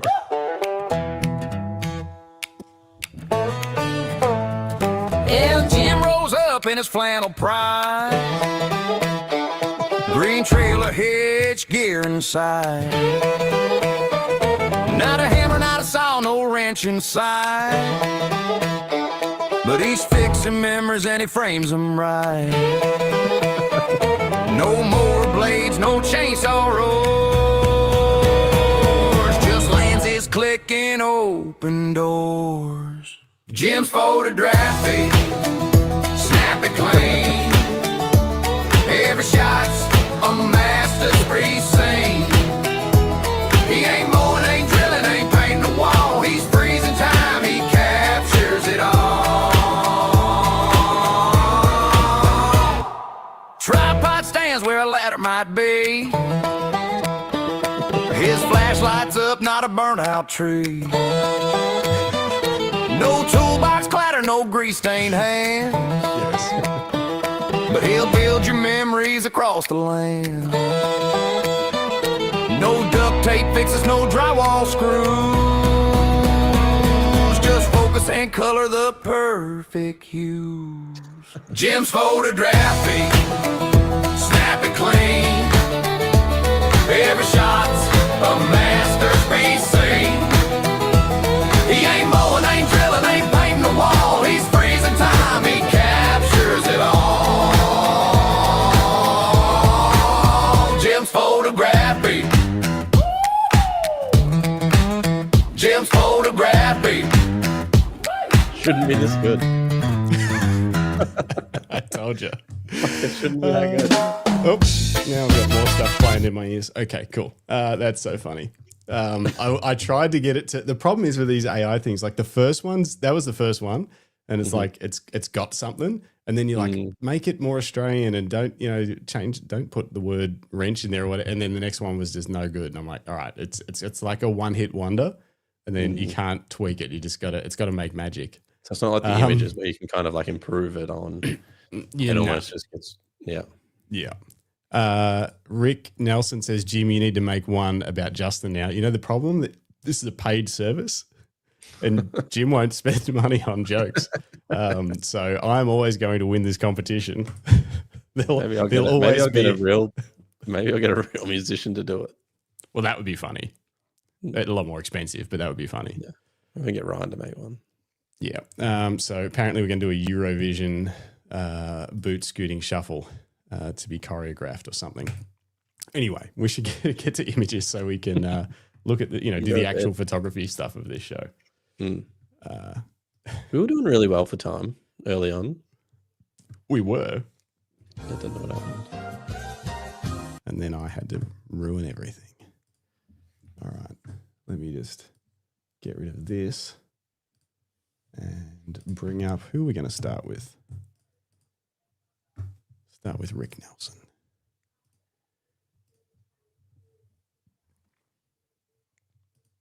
Where are we? Ta-da. Just takes a few clicks. Look at that. Now we're going to try and find Brisbane? Rick Nelson. Photo taken with the Fuji XE1 and a TD Artisan 27mm, 1/30th of a second f2.8, ISO 1600, Brisbane sunset shot from Kangaroo Point Cliffs before a late thunderstorm rolled through. Beautiful. Great timing. Done well. Move that over there. Sorry, just organizing my screens. I need more screens. Need a Tony setup. Yeah, I might actually. That would be good. 3 monitors that wrap around for the podcast. Okay. Next up. This was a good one. So from Paul Carpenter, had a chance to wander around Melbourne last week armed with only my phone, no R5. Was a fun exercise to see what I could find. So black and white phone shots. And they look great. Mm.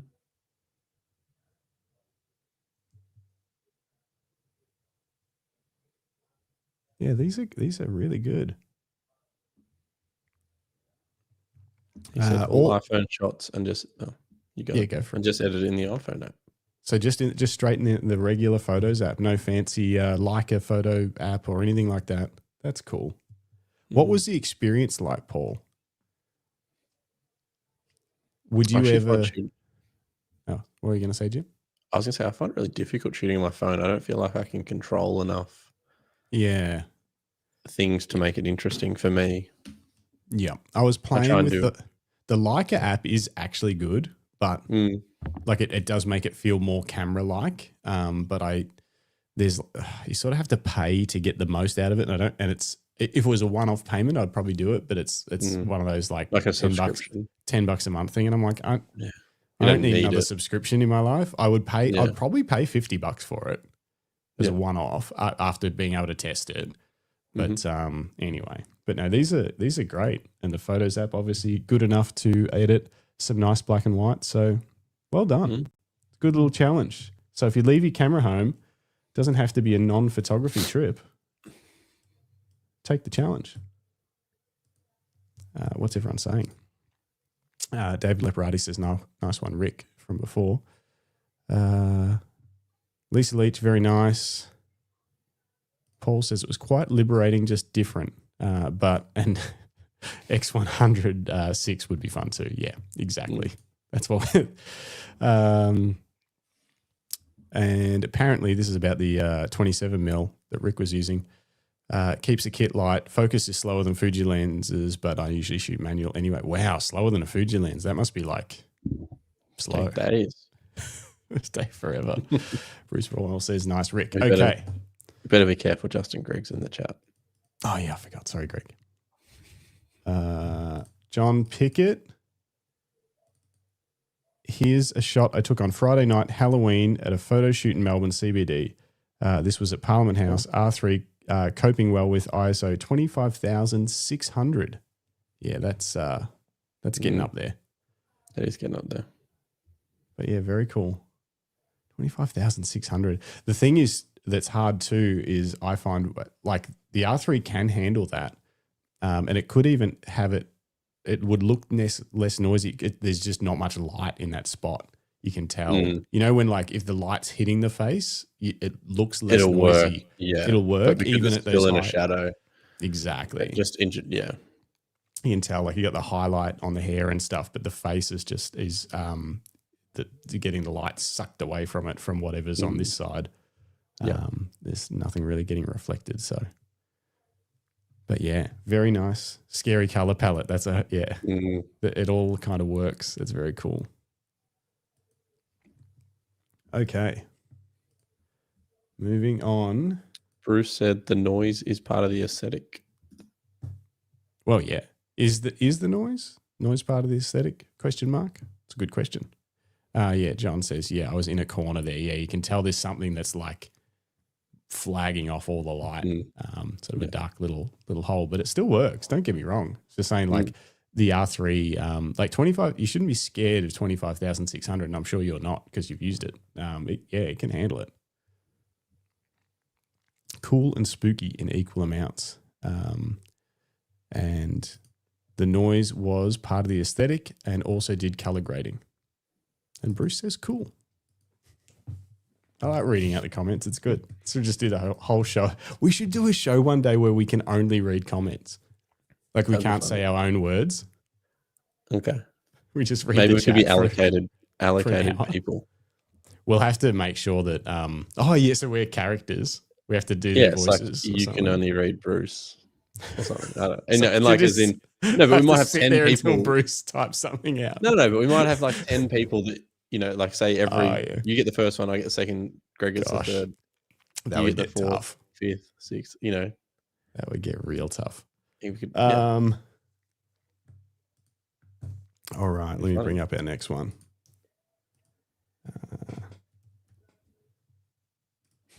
Bruce said, "Oh, that's a great idea.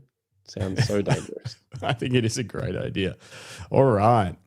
David Leparati. I enjoy shooting a variety of subjects. Please find some lighting technique, images, sport, and aircraft as well. Where are we? Superbike images shot with Fuji X-T1 and the Fuji XF 100 to 400. Very nice. The repetition there is very cool. These two. That they're like, people. Oh, there's three. I thought there was two. Oh, no, that's nuts. It was tripping me out. No, there's three. Yeah. Wow. That's very cool. I didn't even notice the third one until then, but yeah, and they're all almost equally perfectly stacked. The leg, like the rear wheels and the knees and the boots. Yeah. It's awesome. It's like they're riding a triple bike, a tandem. Yeah, very nice shots. Another superbike shot. Biplane, Avalon Air Show 2019, Fuji XT2, Fuji XF 100 to 400. Look at the people in there. That's pretty cool. Terrifying, but cool. Yeah. Why would you do that? Why would you do that? Yeah. Yeah, I thought there was 3 on one bike too, Lisa. What else? This one is, hang on. Oh, wow. That's cool. RAAF C27 prop swirls. Backyard 2024. Does that mean it was shot from your backyard? Dude. Fuji XT5 and XF 70 to 300. Yeah. Yep. That's. Glenn just made a biplane joke. I was trying to work out what he was saying. Get it? Yeah. You'll have to read that one. Wow. So this was from your backyard, David. That is insane. That is just, where do you live? At the airport? Is very cool. I know. How good is that? Mm. That is such a cool photo. I don't know if is that something that happens normally or, yeah. Or is it just come out of a cloud or something? I live near Amberley, Ipswich. Don't give your exact address out on the internet. Yeah. The like photographers at your door trying to learn things about airplane photography. Okay, moving on to what I'm sure will be an even cooler photo. Yep. Flaming match ignition shot with Canon EOS 400D and EF 28 to 105 lens with a close-up filter. Wow. So you don't, and a Canon EX 480 EX flash. So that's a crop sensor camera from the 70s. a kit lens, 28 to 105 lens with a close-up filter, not a macro lens, a close-up filter. This is amazing. And it just proves that we should not have a segment to talk about what lenses we want. We should have a segment on how to take cool photos. Yeah. Hosted by David. Oh, man, that's great. Is it still David Laparati? Yes. Yeah. Yeah, very, very cool. Imagine how long it took to time that. But that's, yeah, exactly. That is a very cool shot. Mm. But that's okay.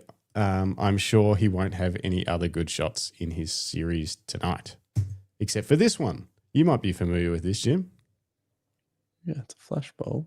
The flash tube ignition, a xenon gas ignition on a Godox AD 360 flash tube. Yes, we've had those. Yeah, 2 exposures shot with Fuji XT2 Nikon 60mm f2.8 micro lens, 125th of a second at f11 200 ISO. Flash tube 10 stop ND filter, flash power manual 1/256, so the lowest power. Flash body 2 lights cross lighting. Mm-hmm. Beautiful shot. There is a small blue spark around the diode in the flash tube.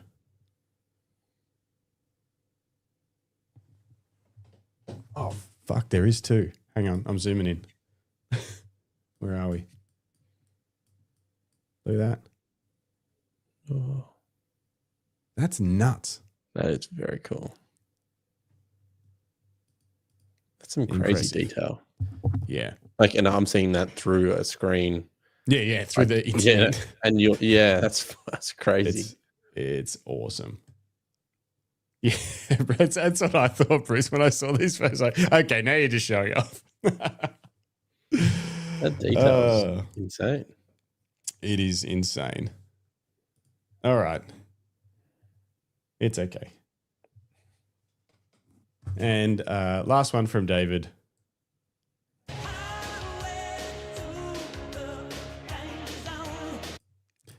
We have aerial refueling, US Air Force F-15 and RAAF Mirage, 1979, Nikon FM, not sure what lens, slide film.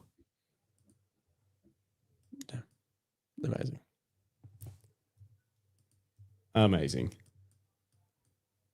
Looks like a scene out of Top Gun. Literally. Anyway, epic. Epic. No Thanks, words. David. Always love Yeah. seeing it. And then from one David to another David. If I can find it. Where is it? Stall, Jim, stall. Okay. Stall as a town or stall as in like a market stall? Worst stall ever. Bruce all did good. ask for a joke. I feel like I just did one. A joke. Okay. The one and only David Mascaro from San Francisco. Hi, guys. So last year I gave myself a project, or should I say a challenge, to photograph 36 strangers on one roll of film, also with one lens. I used a Nikon F5, great camera, with Portra 160 and a Sigma 50mm art lens. To my surprise, the camera and lens did not pair.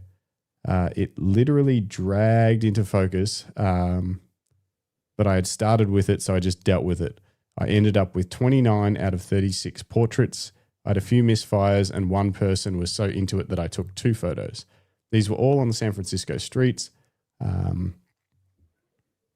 I know there's this ongoing discussion with the decisive moments, but sometimes I want this. It's awesome to meet and get to know other human beings. Thanks again, guys, and see you on Wednesday, which is our Thursday, because, different parts of the world. Look at these. Let's go. You can't tell there, but it's sharp. And shot No. on film, shot on film, but It's- it looks, it's different. it looks great. Yeah, interesting using the, not all lenses, especially third party, work with those sort of older film cameras in different ways. But I didn't realize that autofocus would be an issue. But yeah, so good. I'd love to hear some of his tips about, talking to people on the streets and that sort of thing to just walk up to someone and be like, do you want to, can I take, and he's shooting film too, so they don't even know what, They can't see the photo. Yeah. It's just like, thanks, see ya. Okay, bye. Yeah. I wonder if he contacts them to send them afterwards. Yeah. Do you email them the photos, or how does it Yeah. work? Leave a comment on the episode, David, and let us know what your process is with talking to them, and more so what do you do afterwards? Be great. And then Greg Carrick says, cool project. Bruce Moore, beautiful work. It is beautiful work. I really liked this one. Yeah, I really like that shot. Just the color, the lighting, and it's just you can't see it. Oops, can't see it through the internet, but it is really sharp and just, I don't know what they would say. Is it great rendering? I don't know.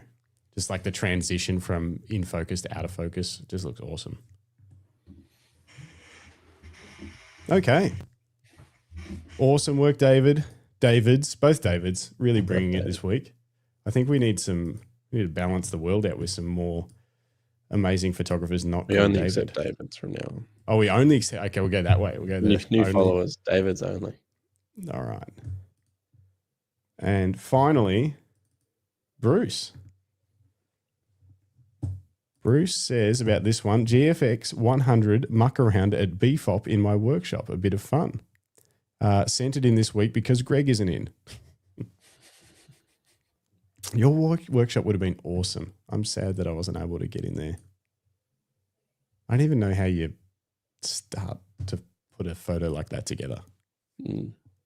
Tell us what's happening, Bruce. Because I also wasn't there. Yeah, it's... I'm trying to figure it out just by Bruce looking said at it. zoom in. Okay. Enhance. Oh, wrong button. It's crazy that. Hang on. Whoa. I can see a person, Okay, that's a lot of detail. but have I gone in too far to look around here? Bruce said, should I call you? I mean, you can try. end the show on a live call, and we should see if the number's going to work. I put it up there. Let's see. What's the worst that can happen? Nothing. Nope. I'm waiting. My Zoom on this Phoenix Slides app doesn't work too well. Oh, here we go. But we're not getting it through the phone. Let's see. Hold on, Bruce. Hold the line. Is it coming through? No. Hold on. Don't go anywhere. Just wait. Best part of the podcast every time. Mm. Yeah. Hold it. Here we go. We're almost there. What are you doing? I'm reconnecting the Bluetooth. Look, there it is. Now I can't hear you at all. Have you got me now? Yeah, I got you now. Woo! You're live. Oh, hello. Hello. I'm sitting in the lounge room. I have a daughter who's kind of waking up from a nap. Oh. A cat beside me and my partner. Well, tell them we're sorry to have interrupted their peaceful evening, and we won't keep you long. We'd just like to know how you created this image. That's from the workshop where sort of near the end, where I'm using a combination of constant light through a gobo. Actually, both of them are using spotlights, a constant light and a strobe.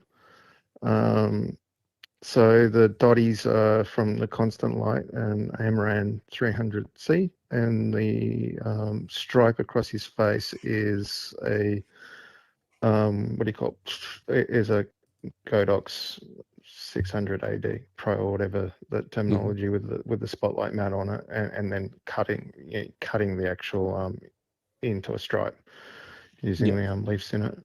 Right. It has got a bit of post-production in it. It has color through it, but I've tweaked it to give it more color, just more of a gradient across it. And it's long shutter, long exposure with the strobe going off. Is that why some of the light? Yeah, the lights are being moved as well. So everything's sort of moving. But I've never used this camera before, and so the controls are really odd in the way it was set up. So I didn't get the actual right ISO or anything like that, but the latitude in it's pretty amazing. It is pretty noisy because it was a dark room. I probably could have done better with it, but for a first time go at it, it was pretty fun. And yeah, the files are ginormous, like 212 megs per each image for each raw. That's crazy. Lisa Leach says hi, Bruce. Hi, Lisa. Right. Does it make you want a GFX 100? Well, I was actually trying to find out. I talked to them about sending me down a kit to have a play with in my workshop at the end of the month. I've lost their email. Whose email? Sorry. Fuji's? Fuji's. Just I've actually got the Greg. email from New Zealand, not Australia. Just email Greg. Yeah, I was going to say, I'm sure we can find the right person to talk to. Yeah. We'll figure it out. Greg will know. Yeah. I've got a Fuji person or two in my email that would be able to surely figure that out. I mean, it can't be that hard for him to get you a GFX system. When is your workshop full? The 29th. Yeah, is it already sold out, or you got spots left? God, no. But I've still got spots. It's actually really hard to do workshops down here, I find, unless you're doing like the landscapey stuff. Yeah, People won't travel. They'll travel for a few days of adventure on the landscape, but they won't for a portrait. Yeah, exactly. So no, that's all right. I've got a few in, so I'm covering costs, but a few extras would be good. Plus, it's nice to have extra bodies in there. But the people who are already signed up are going to get a great show because, less people, more time. That's right. But if you're listening and you're anywhere within striking distance, get on Bruce's You're in website. Australia. Travel down. Yeah, anyway. I mean, from the other side of the world, it would be worth it, I think. Definitely. Thanks. We should quickly look at your other photos while you're on the line too, because hang on, we've got this one, which was from Hawaii. So Every morning and night generally while I was in Honolulu the other week. I was working during the day at a conference working with Indigenous groups and doing interviews. It's all video based stuff for the most part.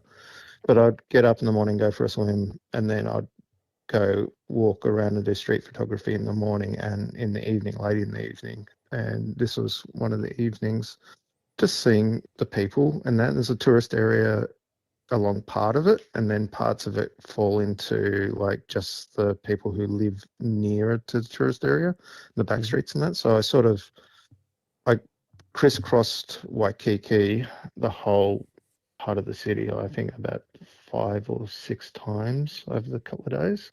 Like pretty much every street. I reckon if I had a game, and it would have like just true lines everywhere. I did huge amounts of Ks on it.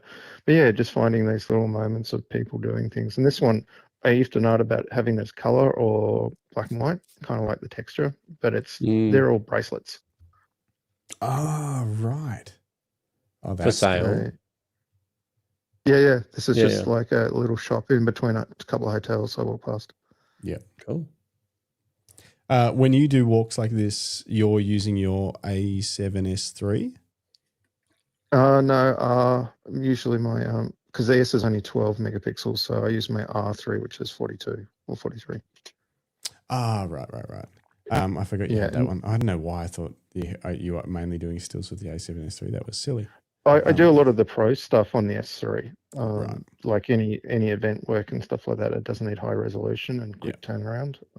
The S3 is just awesome. It's just got great autofocus and it's fast, stupid fast.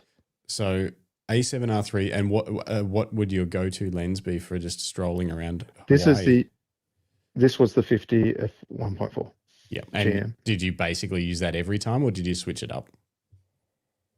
Used it every time. The only time I brought my 81.8, which is one of my video lenses. I did use that a few times from the balcony and stuff, but pretty much everything was just a 50 on the walk arounds. Yeah. And we can confirm that does not weigh 0.96 kilos. That lens, does it? It's less than that. It's a lot less than that, I'm pretty sure. I could go and weigh it, but I'm not going to. No, I think Sony need to sort their website out. Okay. Last image of the evening is, hang on, this one from Melbourne. Very cool. Reflections and this is pre-BFOP. So the day before I drove up with Craig Wetchen, because we tend to always go together. I went for a walk for like 5 hours, 4.5 hours in Melbourne CBD, because Craig was on a job for the whole day. And so I just caught a train, and you guys had already buggered off up to Bright. We did. So yeah, I just walked all around down to the Docklands and back, and I was slowly going through and processing images out of that. And I put this one together this morning. And I thought, I'll send that in. It looks good. I love it. So that's the library. I didn't know there was a library at the Docklands. So if you zoom in a little bit, you can see all the books running through the guy, and that's the pages of the books. Oops. They're open to the... Zooms in a long way, but yeah, I love that. That's cool. Yeah, so I really dig the person just sort of being almost a silhouette, but not. But then you've got all this writing over him. Yeah, some great layers there. And the fact that the face is discernible, it happened to just be in the right sort of part of the reflection that you can quite clearly see the sunglasses and stuff. Also helps with the writing, right? Because him being dark brings that writing back up. So map of something there. Yep. Things like that. So yeah, so from a distance it looks more like just a person, like a silhouette, but when you zoom in, you've got all those details, which I kind of enjoy. Very nice. And that's cropped, that image, because it's actually a lot wider and taller. There's more stuff in the clouds and stuff, but I kind of like having it a little bit cropped. Yep. Nice. Beautiful. Thanks, Bruce. Wonderful work. Thanks, Bruce. Thanks for calling in. It works. It sometimes works. It does work. It just, every time I have to disconnect, reconnect, and then do it again, and then it'll work sometimes. Awesome. All right, guys. Have a good night. Good night. Cool. You too. Thanks, Bruce. Yeah. Thanks. All right. Is that Any more? is that the end of our show? I think that's all of our. Okay. I think I've got everyone. Let me know if I somehow missed your images. I'm sure I didn't, but I might have because it's pretty wild in my inbox at the moment. Hopefully, I didn't miss it. No, I think that's all of our segments. You reckon? I wonder if there's a way I can do. Hang on. I got an idea. How should we end the show? I have an idea of how to end the show. What is it? Is it going to be that song again? Maybe. I feel like we can. Oh, how? No, Greg, Harry, damn it. Yours is in here. How did I miss that? There is one more. I knew it. It can't be next week. No, wait. We haven't done. There's one more because this one. I'm not finished. Yeah, I don't know. How did I skip? Oh, because I skipped Greg's macro images and I then skipped the other Greg. Got it. So this one is taken background with a wild lens. Where is it? Yeah. Where's my? Now I've lost everything. It is taken with some sort of wild projector lens. Here we go. Sending this to you as you're talking about lenses tonight. Here's a portrait shot I took with one of my favorite lenses from a slide projector. Mounted to a Fujifilm XE4, gives some marvelous swirly bokeh. Specs. The swirls are cool. The swirls are awesome. It looks like those Petzval lenses that everyone used to buy for a little while that was selling, like Lomography or someone made them. They're like brass and you see them on social media in like flat lays. But I think everyone had so much trouble shooting with them, they end up, selling them because they're manual focus. But this is that swirly effect that they used to get. But yeah, 16mm projection, 3-inch, I don't know what that means, f1.8 fixed aperture, made by Taylor and Hobson, which is an amazing brand. I wish there was a real current lens brand that was Taylor and Hobson. Yeah. Like, how cool the would new that be? Taylor and Hobson. Yeah. Yeah, that is such an interesting effect. It looks so cool. It is. And it's very like soft rendering through the hair and the skin and stuff. It's probably not translating much on the. It looks nice. Through the internet, but it looks really nice. I bet it was hard to focus though. $20 at an op shop, bargain, and then 6 hours of custom milling a mount for it or something. Make it work. Yeah, but worth it. I love it. I think there should be more of that. Experimenting with lenses. It looks really fun. Great work, Greg. And sorry I missed you. I skipped both Gregs. Now, apparently, there's only one way to end the show. Jim's song. But I'll have to cue it up, so hold on. It'll be worth it. It won't be. It might be. It probably won't. Let's see. Where is it? Here it is.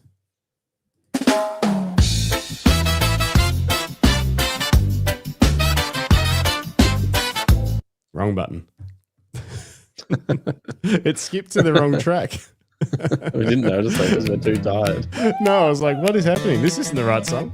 All right. Good night, everybody. Paul says, nice work, guys. Cheers. David Leparati, good night. Rolls up in his flannel Thanks pride. so much.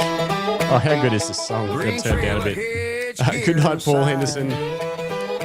Good night, Lucinda. Greg Carrick says, slam that like button. We'd really appreciate it if you do. It helps a lot. Please give us a like. And send in pictures next week. Justin at luckystraps.com.au. Send them in now. I'll get them ready. Good night, Bruce. Thanks for the call. John Pickett. Who else? Who was here? Lisa Leach. Oh, I love this. Glenn Lavender. Rick Maybe Nelson. need to make a reel for this. We probably should. Thanks, everybody. My business. Anthony Stonehouse, appreciate your comments. Tripod stands where a ladder might be. His flashlight's up, not a burnt out so tree. bad, it's good. It's so good. No toolbox clatter, no Oh, Thursday. Yeah, thanks, Lucinda. Thursday is... Oh, it's Alex Cerns. If you want to see epic pet photography, but also learn how to run a crazy business, super successful pet photography business, this is the one for you. Alex Cerns on Thursday. And she also reviews movies, about 9 or 10 movies a week, and has her own movie podcast. So there's that. It's going to be fun. He ain't blowing, ain't drilling, ain't painting the wall. He's freezing time, he captures it all. Jim's photograph beat. Jim's photograph beat. I see Grant just, I don't know, doing things with this video.